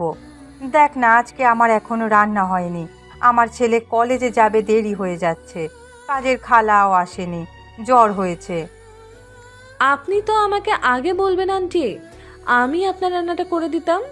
তোকে বললে তো নিশ্চয়ই করে দিতিস, কিন্তু তোর সামনে পরীক্ষা, সেজন্য তোকে কিছু বলিনি। তুই আবার অসুস্থ নানিকে নিয়ে ভুগছিস। বলুন আন্টি, আপনার কি কি রান্না বাকি আছে? এখানে তোকে সাহায্য করতে হবে না, তুই বরং আমার ছেলেকে খেতে দে, ও তাড়াতাড়ি করছে, খাবার টেবিলে বসে আছে। মিনারা বেগমের কথা শুনে আয়রা দেখলো খাবার সাজানো আছে। আয়রা তাড়াতাড়ি করে হাত ধুয়ে খাবার রেডি করলো। তারপর আফতার সরকারের দিকে তাকিয়ে বলল, সব রেডি করে দিয়েছি, আপনি বসুন আর খাওয়া শুরু করুন। আফতার সরকার দেখলো মেয়েটা তাকে কি সুন্দর করে গুছিয়ে খেতে দিল। সে আর কোনো কথা না বলে খাওয়া দাওয়া শুরু করলো। আয়রা আফতার সরকারকে দেখে মিনারা বেগমের উদ্দেশ্যে বলল, আন্টি, আর কিছু সাহায্য লাগবে? না রে, তোকে আর কোনো কিছু করতে হবে না, তুই তোর নানিকে নিয়ে যা, আমি কালকে যাব, কালকে থেকে কাজের লোক নিশ্চয়ই আসবে। আয়রা চলে গেলে আফতার সরকার তার মাকে বলে, মা, মেয়েটা কে ছিল? ছেলের কথা শুনে মিনারা বেগম বলল, ওদের পাশেই বাড়ি, ওর নাম আয়রা, ওর নানির সাথে থাকে, ওর মামা মামিরা আলাদা থাকে। একদিন ডাক্তারের কাছে গিয়ে ওদের সাথে আমার আলাপ হয়, তারপর কথায় কথায় জানতে পারি ওদের বাড়িও এখানেই। তারপর একসাথেই বাড়ি ফিরি, মেয়েটা রোজই আসে আমার কাছে। তুমি কেন ডাক্তারের কাছে গিয়েছিলে? আর আমাকে তো কিছু বলোনি। এখানে এসে তুই নতুন কলেজে জয়েন করেছিস, তুই চিন্তা করবি সেজন্য আমি তো কিছু বলিনি। কদিন আগে বাথরুমে পড়ে গিয়েছিলাম, আমার পায়ে খুব ব্যথা লেগেছে, আমার কাজের মেয়ে আমাকে নিয়ে ডাক্তারের কাছে যায়, আর আয়রা ওর নানিকে নিয়ে ডাক্তারের কাছে গিয়েছিল, ওখানেই আমাদের আলাপ হয়। ডাক্তারটা ফিজিওথেরাপি করে তারপর আস্তে আস্তে পায়ের ব্যথাটা কমে যায়। ওর নানিকে নিয়ে আয়রা মাঝে মাঝে ডাক্তারের কাছে যায়। আজকেও আমার যাওয়ার কথা ছিল, কিন্তু ঘুম থেকে উঠতে দেরি হয়ে যায়, তাই রান্না করতেও দেরি হয়ে গেল। আজ মনে হয় আমার যাওয়া হবে না। মায়ের কথা শুনে আফতার রেগে যায় আর বলে, নতুন কলেজে জয়েন করেছি বলে তুমি আমাকে কিছু জানাবে না? যা হয়েছে হয়েছে, এখন তোমার পা ঠিক আছে? এখন ঠিক আছে, তবে ডাক্তার আবার চেক আপে যেতে বলেছে। ঠিক আছে, আজকে কলেজ থেকে ফিরে বিকেলে তোমায় ডাক্তারের কাছে নিয়ে যাব। আজকে আয়রা অনার্স ফাইনাল সেমিস্টার পরীক্ষা হলে গার্ড দিচ্ছে আফতার সরকার। আয়রাকে দেখে আফতার সরকার একভাবে তাকিয়ে আছে। আয়রাও তাকে দেখে। আফতার জিজ্ঞেস করে, তুমি এখানে? আফতারের কথায় মুচকি হাসে আয়রা, হাসতে হাসতে বলে, হ্যাঁ, আজকে আমার অনার্সে ফাইনাল পরীক্ষা, এই কলেজে সিট পড়েছে, কিন্তু আপনি এখানে কেন? হ্যাঁ, এই কলেজে আমি প্রফেসর। ও আচ্ছা, তাহলে ভালোই হয়েছে। একটু হেল্প করবেন? কেন, পড়াশোনা কি করা হয়নি? করেছি, যদি কিছু অসুবিধা হয়। আমি স্যার হিসেবে ভীষণ করা, তাই আমার কাছে কোনো সাহায্য আশা করবে না। কথাটা বলে আফতার স্যার যখন সেখান থেকে চলে যায়, আয়রা মুচকি হাসে, প্রত্যেকে খাতা দিয়ে দেয় আর লেখা শুরু করতে বলে। আয়রা প্রথমে চুপ করে বসে থাকে, সেটা আফতার স্যার খেয়াল করে কিছু বলে না। কিছুক্ষণ পর একটা মেয়ে আয়রাকে কিছু জিজ্ঞাসা করতে গেলে আফতার স্যার বলে, যারা ক্লাসে কথা বলবে তাদের খাতা কেড়ে নেওয়া হবে, ক্লাস থেকে তাড়িয়ে দেওয়া হবে। স্যারের কথা শুনে ওরা কথা বলা বন্ধ করে দেয়। তারপর আয়রা কোন দিকে না তাকিয়ে লেখা শুরু করে ঘন্টা পড়ে যাওয়ার পর স্যার সবার সাথে খাতা নেয়। তারপর আয়রার খাতা চেক করে দেখে সব প্রশ্নের উত্তর মোটামুটি ঠিক দিয়েছে। আফতার স্যার হাসে। আয়রা বাড়ি এলে তার নানি জিজ্ঞেস করে, কিরে, কেমন পরীক্ষা হলো? ভালো নয়। ভালো নয় কেন? জানো নানি, পাশের বাড়ির মিনারা আন্টির ছেলে ওই কলেজের প্রফেসর, যে কলেজে আমার সিট পড়েছে। ছেলেটা খুব কড়া গার্ড দিচ্ছিল, আমরা কেউ কাউকে জিজ্ঞাসা করতে পারছিলাম না। তা জিজ্ঞেস করতে তো হবে, কেন? তুই তো পড়ে পরীক্ষা দিতে গেছিলি, স্টুডেন্ট হিসেবে তুই খুব একটা খারাপ নোস। তোর ভাইয়া ফোন করেছিল আমাকে, আমি বললাম ওর এখন পরীক্ষা চলছে, তোর ভাইয়া রাতে কল দেবে তোকে, তুই ভাইয়ার সাথে কথা বলবি। ভাইয়া কি বলছিল? আমার শরীর কেমন আছে জানতে চাইছিল, তোর কথাও জিজ্ঞেস করছিল। আমি বললাম তোর পরীক্ষা চলছে, তোর ভাইয়া বলল রাতের দিকে তোকে কল দেবে। রাতের বেলা আদ্র ফোন করলে আয়রার সাথে হ্যালো বলে আর বলে, ভাইয়া, আমি তোর সাথে কথা বলবো না? কেন, কি হয়েছে? আমার বোনটা বুঝি আমার উপর খুব রেগে আছে? তুই আমায় কি বলেছিলিস? কি বলেছিলাম মনে করতে পারছি না। তুই কতদিন এখানে আসিসনি? তোর এই মাসে আসার কথা ছিল তো। খুব কাজের চাপ রে বোন, একটু কাজ খালি হলেই যাব। নতুন আবার একটা কোম্পানি কিনেছি, তাতে নতুনভাবে সাজাতে হচ্ছে। জানিসই তো, বাবা যে বাড়িতে চাকর ছিল, আমি যেখানে চাকর ছিলাম, সেই চৌধুরী গ্রুপ অফ কোম্পানি আমি কিনে নিয়েছি। ওই কোম্পানির মালিক এখন আমি। সত্যি ভাইয়া, আমি খুব খুশি হয়েছি। আমি জানি আমার ভাইয়া সব করতে পারবে। ওটাই তো তোর প্রতিশোধ। যে মেয়েটা কত অপমান করেছিল তোকে, কলেজ থেকে চুরির মিথ্যা বদনাম দিয়ে তোকে তাড়িয়ে দিয়েছিল, তোর পড়াশোনা সব শেষ করে দিয়েছিল, কিন্তু তোর স্বপ্ন দেখা সেটা তো শেষ করেনি। তোর মনের মধ্যে যে জেদ ছিল, তাই তুই পারলি। তুই অনেক বড় হবি রে ভাইয়া। বোনের কথা শুনে আদ্র হাসে, তারপর বলে, তোর কবে পরীক্ষা শেষ? এই তো আজকে শুরু হয়েছে। এখন দেরি আছে কেন ভাইয়া? আমি যাব গ্রামের বাড়িতে, ওখানে একটা কোম্পানি খুলব। ওটা আমার প্রিয় জায়গা। গ্রামে 13 বছর বয়স পর্যন্ত আমি ছিলাম। বাবা মার কবরে মাটি দেব। তুই আমার সাথে যাবি গ্রামের বাড়িতে? ঠিক আছে বোন। হ্যাঁ ভাইয়া, ঠিক আছে। মন দিয়ে পড়াশোনা করবি, নানির খেয়াল রাখবি। পরে কথা বলবো, এখন রাখছি। ঠিক আছে। তার পরের দিন আয়রা কলেজে পরীক্ষা দিতে গেলে আফতার সরকার বলে, কাল তো ভালোই পরীক্ষা দিলে, আজকে কেমন প্রস্তুতি নিয়েছো? আফতার স্যারের কথা শুনে আয়রা হাসতে হাসতে বলে, আজকে টুকলি করে এনেছি। কি? হ্যাঁ স্যার, সত্যি বলছি। এই সাবজেক্টে আমি খুব কাঁচা, কিছুতেই মনে করতে পারি না, সেজন্যই এই কাজ করেছি। কাউকে বলবেন না স্যার, বিপদ হতে পারে আমার। আমাকে গ্র্যাজুয়েশন কমপ্লিট করতেই হবে, তা না হলে আমার বিয়ে হবে না। আপনার মা আমায় খুব পছন্দ করে, আপনি নিশ্চয়ই আমার ক্ষতি চাইবেন না। আয়রার কথা শুনে আফতার স্যার হাসতে হাসতে বলল, তুমি পরীক্ষা শেষে আমার সাথে দেখা করবে, গেটের সামনে আমি থাকবো। Okay sir. আফতার সরকার পরীক্ষার হলে বারবার আয়রার দিকে তাকিয়ে আছে। আয়রা মন দিয়ে লিখে যাচ্ছে, সে কোনো দিকে তাকাচ্ছে না। আফতার স্যার বুঝতে পারছে আয়রার সাথে মজা করছে। পরীক্ষার শেষে আফতার স্যার গেটের সামনে দাঁড়িয়েছিল। আয়রা স্যারকে দেখে বলল, স্যার, আমাকে যেন কি বলবেন বলছিলেন? তোমার ফোন নাম্বারটা আমাকে দাও। কেন স্যার, আমার সাথে প্রেম করবেন? যদি বলি হ্যাঁ, তাহলে তুমি কি করবে? সরি স্যার, আমার বিয়ে মিটে গেছে, আমি এঙ্গেজ, তাই সম্ভব নয় আমার সাথে আপনার সম্পর্ক। আপনি এক কাজ করুন, আমার এক বান্ধবী আছে রিয়া, আপনি ওর সাথে প্রেম করতে পারেন। আপনাকেও লাইক করে। ও বলছিল আপনাকে প্রথম দিন দেখেই ক্রাশ খেয়েছে। আপনি যদি চান তাহলে আমি ঘটকালি করতে পারি।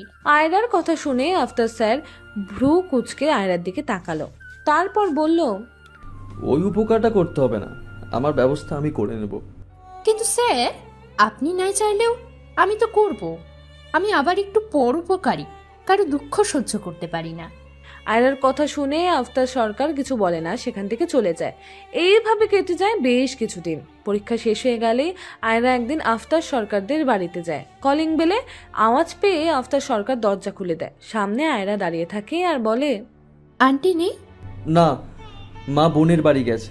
ঠিক আছে, এখন আমি আসছি। আয়রার চলে যেতে হলে উদ্যত হলে আফতার সরকার বলে, তোমার সাথে আমার কিছু কথা আছে, তুমি ভেতরে এসো। আপনার সাথে আমার কিছু কথা নেই, আমি এখন আসছি। আজ না শুনলে কাল তোমাকে শুনতেই হবে কথাটা। আফতার সরকারের কথা শুনে আয়রা বলল, ঠিক আছে, কি বলবেন বলুন। তোমার যে ছেলেটার সাথে বিয়ে ঠিক হয়েছে তার ফোন নাম্বারটা আমাকে দেবে। আফতার সরকারের কথা শুনে আয়রা রেগে যায় আর বলে, কেন ঠিকানা চাইছেন? বিয়েতে ভাঙচি দেবেন? যদি বলি হ্যাঁ দেব। কেন? কারণ তোমাকে আমার পছন্দ, আর খুব তাড়াতাড়ি মাকে সে কথাটা আমি জানাচ্ছি, আর মা তোমাদের বাড়িতে বিয়ের প্রস্তাব নিয়ে যাবে। আমি তো এ ব্যাপারে কিছু জানি না। আমার ভাই আছে, আমার নানি আছে, ওরাই সব জানে। আমার কোথায় বিয়ে ঠিক হয়েছে সেটা আপনার মা জানে, আপনি আপনার মায়ের কাছ থেকে জেনে নেবেন। এখন আমি আসছি। আয়রা চলে যায়। আফতার সরকার চেয়ে দেখে আর মুচকি হাসে। তার মা বাড়িতে এলে আফতার সরকার জিজ্ঞেস করে, মা, তুমি অনেকদিন থেকে বিয়ের কথা বলছো, কিন্তু এবার আমারও ইচ্ছা করছে বিয়ে করতে। আমার একটা মেয়েকে পছন্দ হয়েছে, তুমি যদি তার সাথে বিয়ে দাও আমার কোনো আপত্তি নেই। ছেলের কথা শুনে মিনারা বেগম বলল, এ তো খুব ভালো কথা, বল না কোথায় তোর মেয়ে পছন্দ হয়েছে? আয়রা কে, যে আমাদের বাড়িতে আসে? পাশের বাড়ির মেয়েকে আমার খুব পছন্দ। তুমি ওর বাড়ির লোকের সাথে কথা বলো, আমি ওকেই বিয়ে করতে চাই। ছেলের কথা শুনে মিনারা বেগম হাসতে হাসতে বলে, আয়রাকে কিন্তু আমারও অনেক দিন আগেই পছন্দ হয়েছে। আমি যেদিন প্রথম দেখি সেদিনই তো ঠিক করে নি ওকে আমার বৌমা বানাবো। ওর নানিকেও বলেছি, ওর নানিরও তোকে খুব পছন্দ। তোর শুধু মতামতটা পাচ্ছিলাম না। যাই হোক, তোর তাহলে আয়রাকে পছন্দ হয়েছে, তাহলে তো আর কোনো অসুবিধে নেই। আমরা বিয়ের কথা এগোতেই পারি। সামনের মাসে ভালো দিন দেখে তোদের আমি বিয়ে দেবো। কিন্তু মা, আয়রা যদি আমাকে পছন্দ না করে? আয়রা তোকে অনেক দিন আগেই পছন্দ করেছে, ফটো দেখে খুব ভালো লেগেছে। ও একদিন তোর সম্বন্ধে জিজ্ঞাসা করছিল। আমি সেদিন সব শুনে ওকে বলি, তুমি বারবার আমার ছেলের সম্বন্ধে জানতে চাইছো, তুমি কি আমার ছেলের প্রেমে পড়েছো? ও বলে উত্তরটা আমি পরে বলবো। পরে ওর নানিকে যখন বললাম, ওর নানি কথাটা শুনে খুব হাসলো। বলল কি যায়নি, আয়রা বলছিল মিনারা আন্টির ছেলেটাকে খুব সুন্দর দেখতে, আমার খুব ভালো লেগেছে। ওর নানি নাকি ওকে বলছিল ওই ছেলেটাকে তাহলে নাচ জামাই বানাবো। শুনে আয়রা খুব এসেছিল। এই পর্যন্তই কথা হয়েছে। তোর যদি মত থাকে তাহলে আমি কালকে আয়রার নানির সাথে কথা বলবো। হ্যাঁ, আমার ওকে পছন্দ। আমি সামনের মাসে বিয়ে করতে চাই, তুমি কথা বলো। আজকে ছুটিতে রুহি বাড়িতে এসেছে। রুহিকে দেখে আলিয়া বলল, তুই তো ভালো চাকরি পেয়ে গেলি। তোকে আমি বলেছিলাম আমার জন্য কথা বলতে, তুই কথা বলছিস? স্যারকে বলেছি তার সাথে আমার দরকার আছে, কিন্তু চাকরির কথাটা বলা হয়নি। ঠিক আছে, তুমি আমার সাথে যাবে, আমি স্যারের সাথে কথা বলবো। তুই আগে কথা বল না, তা না হলে শুধু শুধু আমি তোর সাথে গিয়ে কী করব? অসুবিধা কি আছে আপু? আমরা মিতালিদের আত্মীয়র বাড়িতে থাকি। ওখানে তুমি দুদিনের জন্য ঘুরতে গেলে তোমার বোন কোনো জায়গায় থাকে, তোমার ইচ্ছে করে না যেতে? ঠিক আছে, যাব। তবে তুই অবশ্যই স্যারের সাথে কথা বলবি, একটা চাকরির দরকার আছে রে। তার পরের দিন রুহির সাথে আলিয়া যায়। রুহি যেখানে ভাড়া থাকে ওখানে আলিয়া থাকে। রুহি অফিসে এসে আদ্রর রুমে ঢোকে আর বলে, স্যার আসবো? আদ্র তখন কতগুলো ফাইল চেক করছিল। সে রুহিকে আসার অনুমতি দেয়। রুহি ভিতরে ঢুকে বলে, স্যার আপনার সাথে কিছু কথা আছে আমার। হ্যাঁ বলো রুহি, কি বলতে চাও? বলছি স্যার, আপনাদের অফিসের ভ্যাকেন্সি খালি নেই? কেন বলো তো? আমার মামা তো এক আপু আছে, তার একটা চাকরির খুব দরকার, সেই কারণে বলছিলাম। রুহির মুখ থেকে মামাতো আপুর কথা শুনে আদ্র জিজ্ঞেস করলো, মামাতো আপু? কি নাম? কোথায় বাড়ি? কি পর্যন্ত পড়েছে? আদ্রর কথা শুনে ও হাসলো। তারপর হাসতে হাসতে বলল, ওর নাম আলিয়া, ওর বাড়ি নর্থ বেঙ্গলে, সাগরদিঘি বলে একটা জায়গায়। ওদের আগে বড় ব্যবসা ছিল, চৌধুরী অফ কোম্পানি, কিন্তু এখন আর কিছু নেই, সব দেনায় দায়ে বিক্রি হয়ে গেছে। মামা মামি মারা গেছে, ভাইয়া কোথায় চলে গেছে, আপু এখন একা। ও এখন আমাদের সাথেই থাকে, আমাদের বাড়িতে আমার মায়ের সাথে। ওর একটা চাকরির খুব দরকার। ও এখন আমার সাথে এখানে এসেছে, বলেছে তোর কোম্পানিতে একটা ব্যবস্থা করে দে, তোর স্যারকে বলে। প্লিজ স্যার, যে কোনো একটা কাজ দিন না, আমার আপুর খুব দরকার। রুহির মুখ থেকে কথা শুনে আদ্র হাসলো। তারপর বলল, ঠিক আছে, তোমার আপুর জন্য ব্যবস্থা করে দেব। আমি একটা নতুন কোম্পানি কিনেছি, ওখানেই লোকের দরকার। তোমার আপুর ডকুমেন্ট নিয়ে আমার অফিসে আসতে বলবে, কাল থেকে জয়েন্ট হয়ে যাবে। আদ্রর কথা শুনেই রুহি আনন্দে লাফাতে শুরু করে আর বলে, থ্যাংক ইউ স্যার, আপনাকে যে কি বলে ধন্যবাদ জানাবো বুঝতে পারছি না। কেন? আপনি যে আমার কত বড় উপকার করলেন তা আমি নিজেই জানি না। রুহির কথা শুনে আদ্র মনে মনে বলল, আমি সবই জানি রুহি, তুমি ভালো করে জেনে নাও ও তোমার কি ক্ষতি করতে চাইছে। আদ্র ফিসফিস করে বলছে দেখে, স্যার আপনি কি বলছেন ফিসফিস করে? কিছুই বুঝতে পারছি না। আমি তো তোমার আপুকে চাকরি করিয়ে দিলাম, তার বিনিময়ে আমি যা চাইবো তা দেবে তো? হ্যাঁ স্যার বলুন, আপনি যা চাবেন তাই দেব। তোমার আপুর চাকরি করিয়ে দিলাম, তার জন্য পরশুদিন রাতে একটা পার্টি রেখেছি। ওই পার্টিতে অনেক গেস্ট আসবে। ওই দিন আমাকে জড়িয়ে ধরে তোমাকে ডান্স করতে হবে। তুমি রাজি তো? আদ্রর কথা বুঝতে পেরে রুহি বলল, কিন্তু স্যার আমি তো নাচতে পারি না। সে আমি তোমাকে শিখিয়ে দেব। শিখিয়ে দিলেও আমি পারবো না। তাহলে তোমার আপুর চাকরি কি হবে? রুহি মনে মনে কিছুক্ষণ চিন্তা করলো, তারপর বলল, ঠিক আছে স্যার, আমি চেষ্টা করব। আসলে রুহি চাইছিল কোনোভাবে চাকরিটা হয়ে যাক আর পার্টি দিক, সে উপস্থিত থাকবে না। কিন্তু তার ভাবনায় জল ঢেলে আদ্র বলল, ওই দিন কিন্তু পার্টিতে তোমাকে আসতেই হবে। কোনো রকম অজুহাত আমি শুনবো না। আমি নিজে গিয়ে তোমাকে নিয়ে আসব। আর যদি শরীর খারাপের বাহানা দেখাও, তাতেও তোমার ছাড় নেই। তোমাকে আমার সাথে নাচতেই হবে, এটাই শেষ কথা। আর তুমি কি করবে তুমি ভেবে নাও। তোমাকে কথা দিতে হবে, তবেই তোমার আপুর চাকরি হবে। রুহি কি বলবে তা ভেবে পেল না। তারপর আমতা আমতা করে বলল, স্যার, আজকে রাতে আমি ফোন করে জানাবো। আমি এখন আসছি, আমার কাজ আছে। রুহি চলে গেলে আদ্র হাসতে থাকে আর বলে, আলিয়া, আমি এই দিনটার জন্য অপেক্ষা করছিলাম। তবে রুহি খুব সরল মেয়ে। আমি ওর কোনো ক্ষতি তোমায় করতে দেব না। তুমি যখন আমার সামনে আসবে তখনই সব বুঝিয়ে দেব। তুমি যে যে কষ্ট আমাকে দিয়েছো, আমি তার প্রত্যেকটার জবাব নেব। তার পরের দিন রুহি আলিয়াকে নিয়ে অফিসে আসে। আদ্রর অফিসে আসে। আদ্র তখন অফিসে ছিল না। তার ম্যানেজারকে জিজ্ঞাসা করলে ম্যানেজার বলে, ম্যানেজার স্যার, আমাদের স্যার এখনো আসেননি। হ্যাঁ, স্যার বলেছে আপনার ডকুমেন্টগুলো আমাকে দিয়ে দিতে, আর ওনাকে অন্য একটা অফিসে বসতে হবে। কেন আপু, আমার সাথে কাজ করবে না? না না, ওনার জন্য অন্য অফিস ঠিক করাই আছে। রুহির কথা শুনে আলিয়া বলল, তোকে চিন্তা করতে হবে না, আমি ম্যানেজ করব। ছুটি শেষে তো আমাদের দেখা হবে। না, আপনি যে অফিসে কাজ করবেন সেই অফিস এখান থেকে একটু দূরে আছে। সমস্যা নেই, রুহি রাতে একসাথে দেখা করব। তামিমের কথা শুনে রুহির মনটা খারাপ হয়ে যায়। তারপর সে বলল, ঠিক আছে আপু, সমস্যা নেই। তুমি আগে তো একটা চাকরি পেয়ে গেলে, বলো। আলিয়া চাকরিতে জয়েন করে।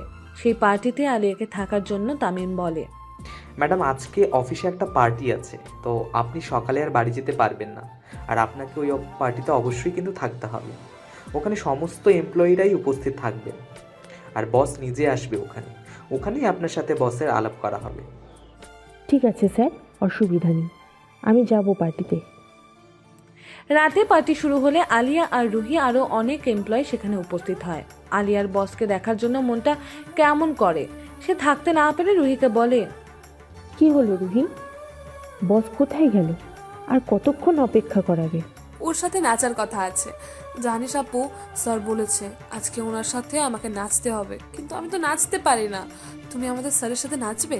স্যারকে দেখতে খুব সুন্দর, তোমার দেখলেই ভালো লেগে যাবে।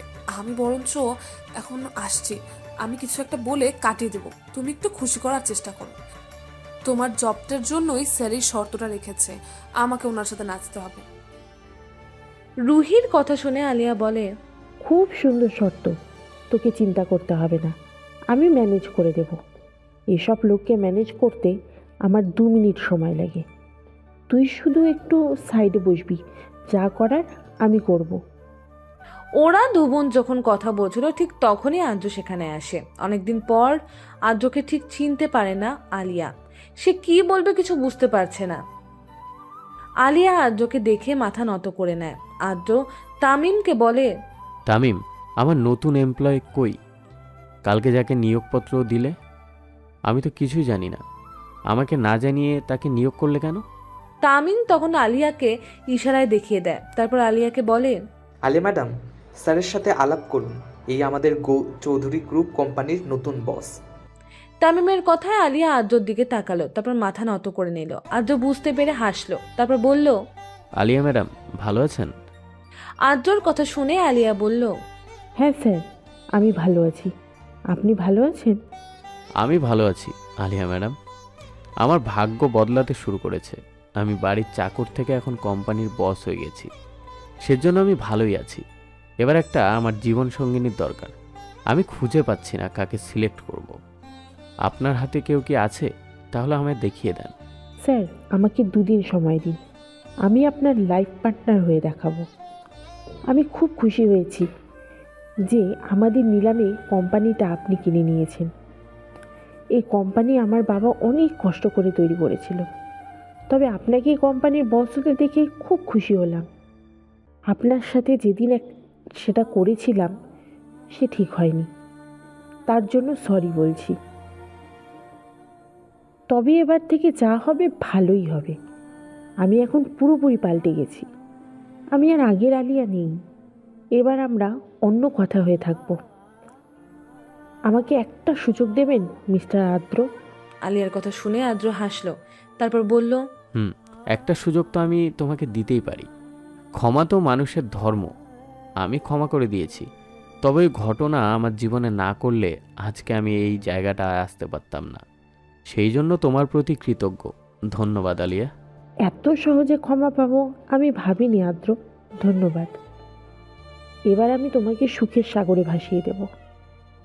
আদ্র আলিয়ার সাথে কথা বলতে বলতে দেখতে পেল রুহি মাথায় হাত দিয়ে বসে আছে। তার সামনে গিয়ে বলল, মাথায় হাত দিয়ে বসে আছো কেন? কি হলো তোমার?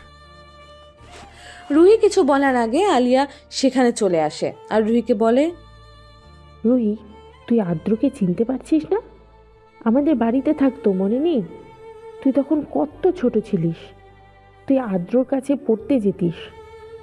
রুহি চোখ বুজে কিছু মনে করলো, তারপর আদ্রকে বলল, আর্দ্র ভাইয়া তুমি?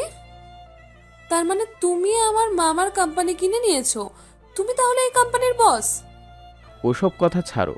তোমার সাথে আমার কি কথা হয়েছিল? আদ্রর কথায় রুহি বিরক্ত হয়, তারপর বলে, আমি নাচতে পারি না স্যার। আমার হয়ে আমার আলিয়া আপু আপনার সাথে নাচবে।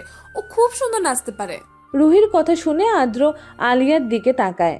এটা দেখে আলিয়া মিটমিট করে হাসছে। আদ্র তখন বলে, আলিয়া নয়, আমি তোমার সাথে ডান্স করব রুহি। এরকমই কথা হয়েছিল, মনে নেই? আরে আদ্র, ছাড়ো না। ও আগের মতোই হাদারাম আছে। চলো, তুমি আমার সাথে ডান্স করবে। আলিয়া কিছুটা জোর করে আদ্রকে নিয়ে ডান্স করে। নাচতে নাচতে আদ্রর কানের কাছে মুখ নিয়ে ফিসফিস করে আলিয়া বলে, ধন্যবাদ আদ্র। আমি তোমাকে অনেক ভালোবাসবো। এত ভালোবাসবো যা তুমি কল্পনাও করতে পারবে না। এভাবে কেটে গেল বেশ কিছুদিন। আলিয়ার সাথে আদ্রর সম্পর্ক ভালো হয়ে গেছে। রুহির কোনো সাড়া শব্দ নেই। হঠাৎ আদ্রর কাছে রুহির রিজাইন দেওয়ার চিঠি আসে। রুহি নাকি আর চাকরি করবে না। চিঠি দেখে আদ্র রেগে যায়। সে সরাসরি রুহিদের বাড়ি পৌঁছে যায়। রুহির মা সাধনা বেগম আদ্রকে দেখে বলে, কি ব্যাপার আদ্র, তুমি আমাদের বাড়িতে? রুহি কোথায়? ওর রুমে শুয়ে আছে। এই সময় শুয়ে আছে কেন? কি জানি, ওর মাথা ব্যথা করছে। ও তো তোমার কোম্পানিতে চাকরি করছিল। কি হয়েছে কে জানে, ও আর চাকরি করবে না। ও নাকি বিয়ে করবে। আমি একটা ছেলেকে রুহির জন্য পছন্দ করেছিলাম। তখন রুহি বিয়ে করবে না বলেছিল। এখন বলছে চাকরি করবে না, বিয়ে করে সংসার করবে। ঠিক আছে, আমি ওর সাথে কথা বলতে চাই। ওকে একটু ডাকুন না। তারপর সাধনা বেগম ভেতরে গিয়ে রুহিকে ডেকে নিয়ে এলো। সামনে আদ্রকে দেখতে পেয়ে রুহি চলে যেতে চাইলে আদ্র বলে, তোমার সাথে আমার কিছু কথা আছে রুহি। চলো তোমার রুমে যাই। রুহি প্রথমে না বলেছিল, কিন্তু সাধনা বেগম রুহিকে বকাবকি করে। তারপর রুহি আদ্রকে নিয়ে তার রুমে চলে যায় আর বলে, কেন এসেছেন এখানে? আমি তো রিজাইন লেটার দিয়ে চলে এসেছি। আমি আর আপনার কোম্পানিতে চাকরি করব না। তুমি জানো তোমার বিরুদ্ধে আমি পুলিশে কেস করতে পারি। আদ্রর কথা রুহি কিছু বুঝতে পারে না। সে আদ্রর দিকে তাকিয়ে থাকে। আদ্র বলে, তুমি যখন চাকরিতে জয়েন করেছিলে একটা বন্ডে সই করেছিলে যে ন্যূনতম 1 বছর এখানে তোমাকে চাকরি করতেই হবে। তুমি তো মাত্র 3 মাস চাকরি করেছো। তাহলে তুমি কোম্পানির নিয়মটা মানলে না। আমি তো তোমার বিরুদ্ধে অভিযোগ করতেই পারি রুহি। আমি তো ওইসব কিছু জানি না। কবে বন্ডে সই করেছি? যেদিন চাকরিতে অ্যাপয়েন্টমেন্ট লেটার পেয়েছো, অর্থাৎ জয়েন হয়েছো, সেই দিনই করেছো। তুমি সত্যি করে বলো তো, তুমি কেন চাকরিটা ছেড়ে দিলে? তুমি যদি নীরব থাকো তাহলে কিন্তু আমার অনেক ক্ষতি হয়ে যাবে। তুমি নিশ্চয়ই চাও না আমার ক্ষতি হোক। আমি অনেক কষ্ট করে কোম্পানি তৈরি করেছি। তুমি তো জানো, তোমার মামার বাড়িতে যখন ছিলাম ওই বাড়ির চাকর হয়েছিলাম। প্রথমে আমার বাবা চাকর ছিল, পরে আমি চাকর হলাম। প্রতি পদে আলিয়া, জাকির, ওর মা আমায় অপমান করেছে। শুধু তোমার মামা কিছু বলতো না, কিন্তু শেষের দিকে সেও আমায় ভুল বুঝলো। তুমি জানো কি, তোমাকে নিয়ে আমাকে নিয়ে মিথ্যা সন্দেহ করেছিল আলিয়া। তোমার মা সেই কারণেই তোমাকে নিয়ে ওখান থেকে চলে এসেছিল। আমি গফুর চাচার মুখ থেকে পরে শুনেছিলাম। তারপর ওরা আমার পড়াশোনা শেষ করে দিয়েছে। কলেজে বাইক চুরির মিথ্যা অপবাদ দিয়েছে। আমার লাইফটা পুরো শেষ করে দিয়েছে। আমি শূন্য থেকে শুরু করেছি। এখন আমি 100-র কাছাকাছি চলে গেছি। কিন্তু ও এবার এসেছে আমাকে শেষ করার জন্য। ও আবার এই কোম্পানিতে ঢুকেছে আমার ক্ষতি করার জন্য। তুমি কি চাও আমি পরিশ্রম করি, যে সম্মান, অর্থ, বাড়ি গাড়ি করেছি, তা তোমার ওই আলিয়া আপুর জন্য শেষ হয়ে যাক? আদ্রর কথায় রুহি কিছু বলে না। রুহি নীরবতা পালন করে দেখে আদ্র বলে, রুহি, তুমি কিছু বলছো না কেন? তার মানে তুমিও চাও আমি আবার একই জায়গায় চলে যাই? তুমি আমার পাশে থাকতে চাও না, সেজন্য তুমি তোমার আপুকে সাহায্য করেছো। ঠিক আছে, তবে আজকে একটা সত্যি কথা শোনো। জানি না তোমার মনে আমার প্রতি ফিলিংস আছে কি না, তবে একটা সত্যি কথা বলি, আমি তোমায় খুব ভালোবাসি। নিজের থেকেও বেশি কিনা জানি না, তবে আমি তোমায় অনুভব করি। তোমার শূন্যতার বুকে আমি এখন আসছি। তুমি ভালো থেকো, নিজের খেয়াল রেখো। আর শুনেছি তুমি বিয়ে করবে, তোমার মাকে বলেছো। তোমার নাকি মত আছে বিয়েতে, তুমি বিয়ে করে নিও। অনেক শুভেচ্ছা রইল, কিন্তু আমার মনে শুধু তুমিই থাকবে। তুমি ছাড়া আমার মনে আর কারো কখনো জায়গা হবে না। সেই প্রথম দেখা ছোট্ট বালিকাকে আমি আজও ভালোবাসি। আদ্র উঠে দাঁড়াতে গেলে রুহি ওর হাতটা ধরে কাঁদতে কাঁদতে আদ্রর বুকে মাথা রাখে, দু হাত দিয়ে আদ্রকে জড়িয়ে ধরে আর বলে, কিছুদিন আগে জাকির ভাইয়া এসেছিল, সাথে আলিয়া আপুও ছিল। ওরা কিছু পরিকল্পনা করেছে তোমার ক্ষতি করার জন্য। ওরা বলছিল আমি যেন তোমার কোম্পানি থেকে চাকরি ছেড়ে দিই, তা না হলে ওরা আমার মায়ের কোনো ক্ষতি করে দিবে, তোমার কোম্পানি দেউলিয়া করে দিবে। জাকির ভাইয়া সেদিন অনেক লোক নিয়ে এসেছিল, তাদের সব কেমন কেমন যেন দেখতে। আমি খুব ভয় পেয়ে গেছিলাম। আমি চাই না তোমার ক্ষতি করতে। তুমি জীবনে অনেক কষ্ট করেছো, অনেক পরিশ্রম করে তুমি আজকে প্রতিষ্ঠিত হয়েছো, তাই আমি চাকরি ছেড়ে দিয়ে চলে এসেছি। আমি মাকে কিচ্ছু বলিনি। মা কিছুদিন আগে আমার বিয়ের কথা বলেছিল। আমি বলেছিলাম আমি বিয়ে করব না, চাকরি করব, কিন্তু তোমার ভালোর জন্য আমি তোমার জীবন থেকে সরে এসেছি, তাই আমি বিয়েতে মত দিয়েছি। তুমি বিশ্বাস করো, আমার লাইফে কেউ নেই। আমার যখন 8 বছর বয়স, আমি তোমায় প্রথম দেখি, তখন থেকে আমার তোমাকে ভালো লেগে যায়। সেই ছোট্ট মেয়েটা সেদিন ভালোবাসার মানেও বুঝতো না। মনে আছে তুমি পেয়ারার গাছে উঠে পেয়ারা পেরে আমাকে খাইয়ে দিয়েছিলে? তারপর কি হয়েছিল জানি না, মা আমাকে নিয়ে চলে এসেছিল, কিন্তু সেদিন থেকে তোমাকে আমি একদিনও ভুলে যাইনি। তবে যেদিন তোমার কোম্পানিতে বসের চেয়ারে প্রথম তোমায় দেখেছিলাম, সেদিন আমি তোমাকে চিনতে পারিনি। অনেকদিন পর দেখেছি তো, একবার মনে হলো খুব চেনা লাগছে, কিন্তু বিশ্বাস করো সন্দেহ হচ্ছিল সেই মানুষটা, আবার ভয় হচ্ছিল যদি সে না হয়। এখন তোমাকে দেখে অনেক সুন্দর দেখতে হয়েছে, কিন্তু যেদিন তুমি পার্টি দিলে আলিয়া আপু সেদিন তোমাকে চিনতে পেরে গেছে, আর সেদিন আমি বুঝতে পেরেছি যে তুমি সেদিন মানুষ, আমার ভালোবাসার মানুষ। আমি সবসময় পাশে আছি, তুমি এই লড়াই একা লড়বে না, আমি তোমার সাথে থাকবো। তুমি মায়ের সাথে কথা বলো, মা সব শুনলে ও তোমাকে সাপোর্ট করবে। মা তোমাকে খুব পছন্দ করে। আর তুমি করো না। আদ্রর কথা শুনে বুকে মাথা রেখে আদ্র কানের কাছে মুখটা নিয়ে ফিসফিস করে বলল, নিজের থেকেও বেশি। ঠিক আছে, আর আমার চিন্তা নেই, তুমি আছো, তোমার মা আছে, আমি এখন সবকিছু করতে পারবো। এদিকে আলিয়া তার ভাই জাকিরকে বলল, কালকে কোম্পানির একটা ডিল আছে, কিন্তু আমি কিছুতেই সফল হতে দেব না। এদের হাত থেকে সব প্রজেক্ট আমি কেড়ে নেব। আদ্রকে আমি আবার পথেই বসাবো। ভিখারির বাচ্চাকে ভিখারি করে দেব। ও যেমন বাড়ির চাকর ছিল, ওকে আবার চাকর বানিয়ে দেব। আমার অনেক বড় বড় মস্তানকে টাকা দেওয়া আছে, তারা আমাদের ঠিকই সাহায্য করবে বলেছে। জাকির আলিয়া ষড়যন্ত্র করতে থাকে, কিন্তু তারা কিছুতেই সফল হয় না। বারবার তাদের পরিকল্পনা ব্যর্থতা হতে থাকে। হঠাৎ একদিন জাকিরকে পুলিশ ধরে নিয়ে যায়। খবরটা পেয়ে আলিয়ার মনটা খারাপ হয়ে যায়। আলিয়া কোম্পানিতে জয়েন করার পর জানতে পেরেছে এটা তাদের কোম্পানি, আদ্র কিনে নিয়েছে। তারপরেই ও তার ভাই জাকিরের সাথে যোগাযোগ করে। তারপর দুই ভাই বোন মিলে ষড়যন্ত্র করতে থাকে। আলিয়া কিছু বুঝতে পারে না তার ভাইকে কেন পুলিশ ধরে নিয়ে গেল। তার ভাইয়ের নামে নাকি মার্ডার কেস আছে, সে কোনো গর্ভবতী মহিলাকে খুন করেছে। আলিয়া আবার একা হয়ে পড়ে। আলিয়ার কাছেও চিঠি যায়, অন্য একটা কোম্পানি তার বিরুদ্ধে কেস করেছে।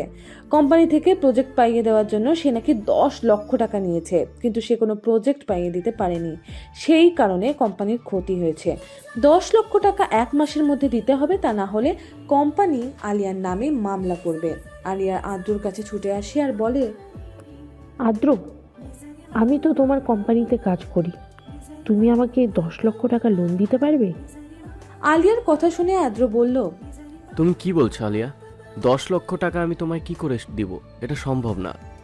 এখন কোম্পানির অবস্থা ভালো নয়। তোমায় এখন 1 বছরও হয়নি, তুমি এই কোম্পানিতে চাকরি করছো, এর মধ্যে এত টাকার লোন?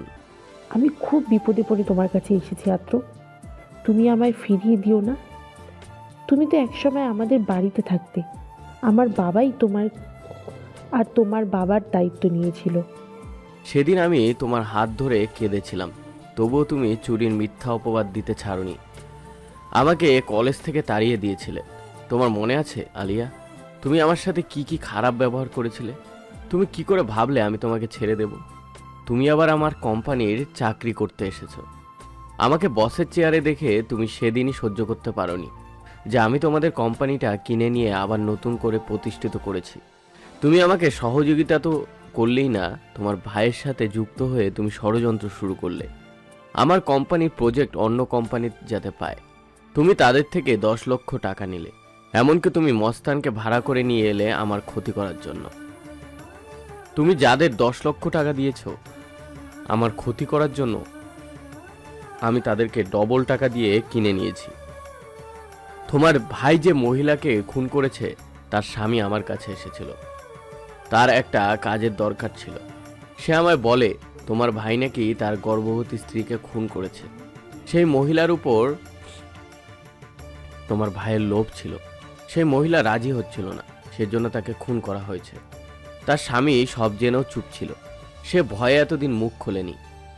তার মুখ থেকে সব শুনে আমি তাকে সাহায্য করি আর জাকিরকে জেলে ঢুকাই। এবার তো তোমার পালা, তোমাকে তো জেলে যেতেই হবে।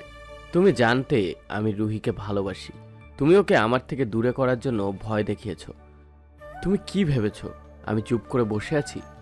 আমি সব জানি, আমার পেছনে দুটো চোখ আছে, সেটা তোমরা দেখতে পাওনি। সেদিনের আদ্র আজকের আদ্রর মধ্যে আকাশ পাতাল তফাৎ। সেদিনের আদ্র অসহায় ছিল, আজকের আদ্র কোটিপতি। সে আল্লাহ ছাড়া আর কাউকে ভয় পায় না, তাই এখন আমার কিছুই করার নেই। আই এম সরি আলিয়া, তোমাকে জেলে যেতেই হবে। আলিয়ার কথা আর আদ্র কিছু করার থাকে না। সমস্ত তথ্য প্রমাণ সহ পুলিশ আলিয়াকে অ্যারেস্ট করে। ফাতেমা বেগম আদ্রকে ফোন করে আর বলে, কিরে কেমন আছিস আদ্র ভাই? হ্যাঁ নানি, ভালো আছি।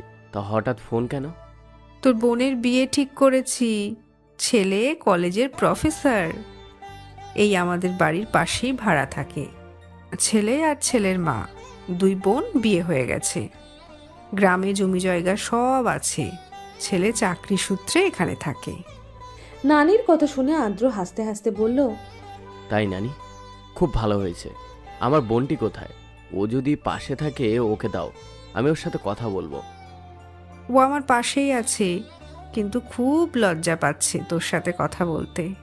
লজ্জা পাওয়ার কি আছে? আমি ওর ভাসুর না শ্বশুর, আমি ওর বড় ভাই। তুমি একবার দাও নানি, তারপর আমি দেখছি। ফাতেমা বেগম আয়রাকে ফোনটা দেয়। আয়রা ফোন রিসিভ করে বলে, আসসালামু আলাইকুম, কেমন আছিস ভাইয়া?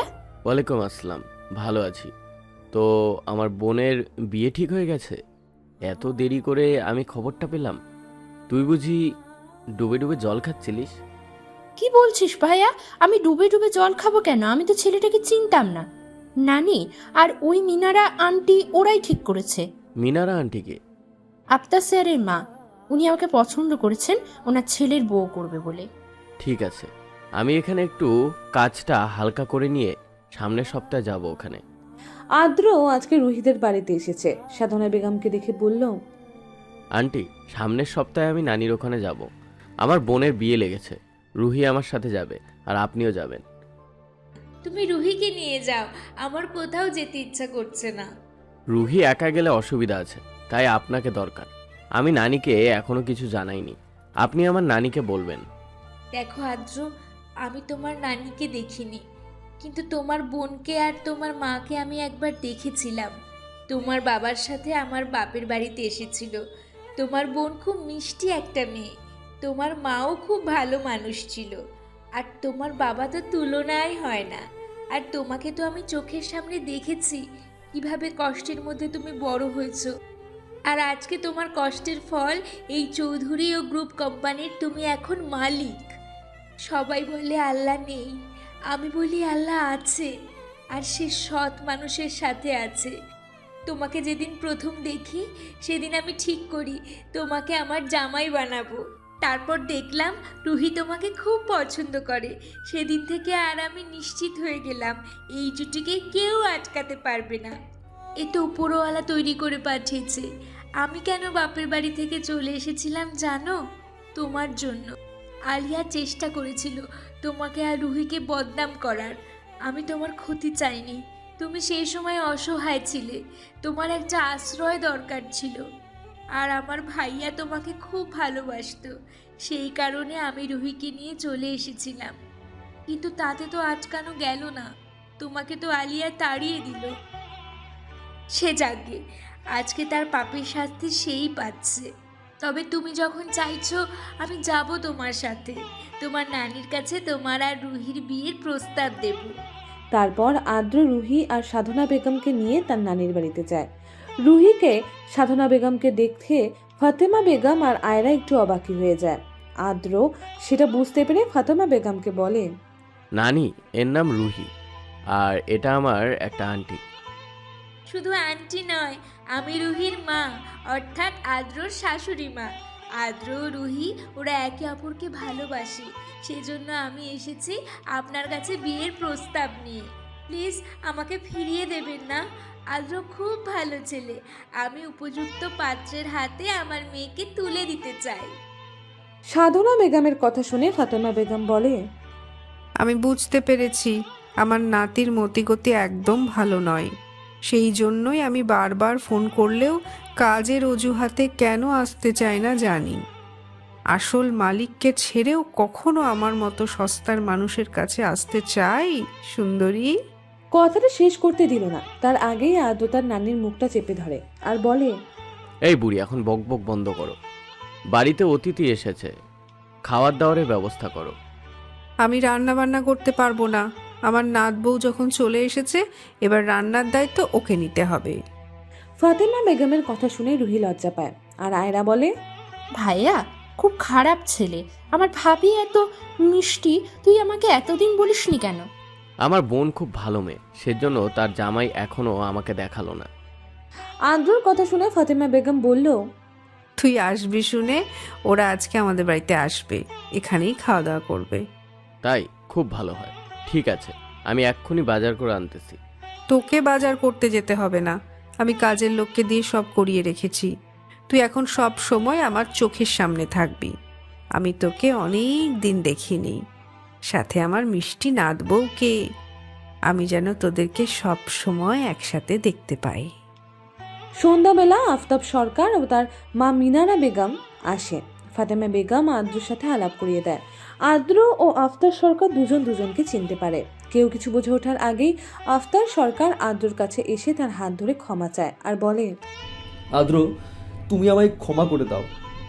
আমি তোমাকে খোঁজার চেষ্টা করেছি কিন্তু পারিনি। তারপর থেকে আর তোমার সাথে যোগাযোগ হয়নি। সেদিন আমার কোনো দোষ ছিল না। আলিয়া, জাকির ও তার মা খুব চাপ দিচ্ছিল। ওরা আমাকে এই কাজ করতে বাধ্য করেছে। আমি তখন পিএইচডি করছিলাম আর তখনই চাকরিটা পাই। ওরা বলেছিল যদি তোমার সাথে ওরকম না করি তাহলে ওরা আমাকে চাকরি থেকে মিথ্যে অপবাদ দিয়ে বের করে দেবে, আর এমন অবস্থা করবে যাতে আমি জীবনে আর কখনো সরকারি চাকরি না পাই। জাকির আবার ইউনিয়নের কিছু ছেলেকে কাজে লাগিয়েছিল। তারাও আমাকে সব সময় অপমান করত। আমার জীবনে প্রফেসর হওয়া ছিল একটা স্বপ্ন, তাই কোনোভাবে আমি স্বপ্ন থেকে দূরে থাকতে চাইছিলাম না। শেষ পর্যন্ত ওরা আমাকে রেপ কেসের মিথ্যে বদনাম দেবে বলে আমি কি করব বলো? সেই সময় তুমি আমার স্টুডেন্ট ছিলে, তোমার মেধাকে আমি সম্মান করতাম, কিন্তু আমার স্বপ্ন আমার কাছে অনেক বড় ছিল, তাই আমি রাজি হয়ে গিয়েছিলাম। আমাদের পরিবারের আর্থিক অবস্থা ততটা ভালো ছিল না, আমি সব দিক থেকে অসহায় ছিলাম। তারপর তো সবই তুমি জানো। আফতার সরকারের কথা আদ্র ছাড়া কেউ কিছু বুঝতে পারে না। আদ্র বলে, আর আমার কাছে ক্ষমা চাইতে হবে না। আমি সব জানতাম, এইসব ষড়যন্ত্র ওরাই করেছে। আমি সব খবরই পেয়েছি। এই ঘটনার পর ওর বাবা স্ট্রোক হয়, দীর্ঘদিন বিছানায় পড়ে থেকে সে মারা যায়। তারপর আস্তে আস্তে ওদের কোম্পানির অবস্থান খারাপ হয়ে যায়। ওরা দেউলিয়া হয়ে পড়ে, কোম্পানি নিলামে চলে যায়। ওই ঘটনার পর আমি মুখ ভেঙে পড়েছিলাম, কিন্তু হঠাৎ আমার ভাগ্য বদলাতে থাকে। আমি একটা লটারি কাটি, যা আমার ভাগ্য বদলে দেয়। আস্তে আস্তে ব্যবসা শুরু করি, কঠিন পরিশ্রম করে একসময় একটা জায়গায় পৌঁছাই। তারপর ওদের কোম্পানি আমি কিনে নিই। আলিয়া কিছুদিন আমার কাছে চাকরি করছিল, কিন্তু ওর উদ্দেশ্য ছিল আমার ক্ষতি করা। আমার কোম্পানির ক্ষতি করার জন্য অন্য একটা কোম্পানিতে প্রজেক্ট পাঠায় দেয়, যার জন্য তাদের থেকে 10 লক্ষ টাকা নেয়। কিছু লোক ভাড়া করে আমার ক্ষতি করার জন্য, কিন্তু আমি ডবল টাকা দিয়ে সেই প্রজেক্টটি কিনে নিলাম। আলিয়া জাকির দুজন এখন জেলে। ওর মা অনেক দিন আগেই আত্মহত্যা করেছে। আমি সেই অতীত ভুলে গেছি। তুমিও ভুলে যাও, তুমি আমার স্যার। যেহেতু সম্মানে আমার থেকে ছোট, তাই আমি তোমাকে তুমি বলেই ডাকবো। আমি জানি তুমি খুব কম বয়সে চাকরি পেয়েছিলে, তার কারণ তুমি আমার থেকেও যথেষ্ট মেধাবী ছিলে। আমি তোমার মেধাকে সম্মান করি। তা আলিয়ার মতো সুন্দরী মেয়েকে ফেলে তুমি আমার বোনের প্রেমে পড়লে কেন? আলিয়াকে আমার পছন্দ ছিল না। আমার মা একটা ভালো বৌমা চেয়েছিল, যা তোমার বোনের মধ্যে পেয়েছে। খুব খুশি হলাম তোমার মনের কথা জানতে পেরে। আমার বোন খুব ভালো মেয়ে, আমি জানি তুমি ওকে সুখী রাখতে পারবে।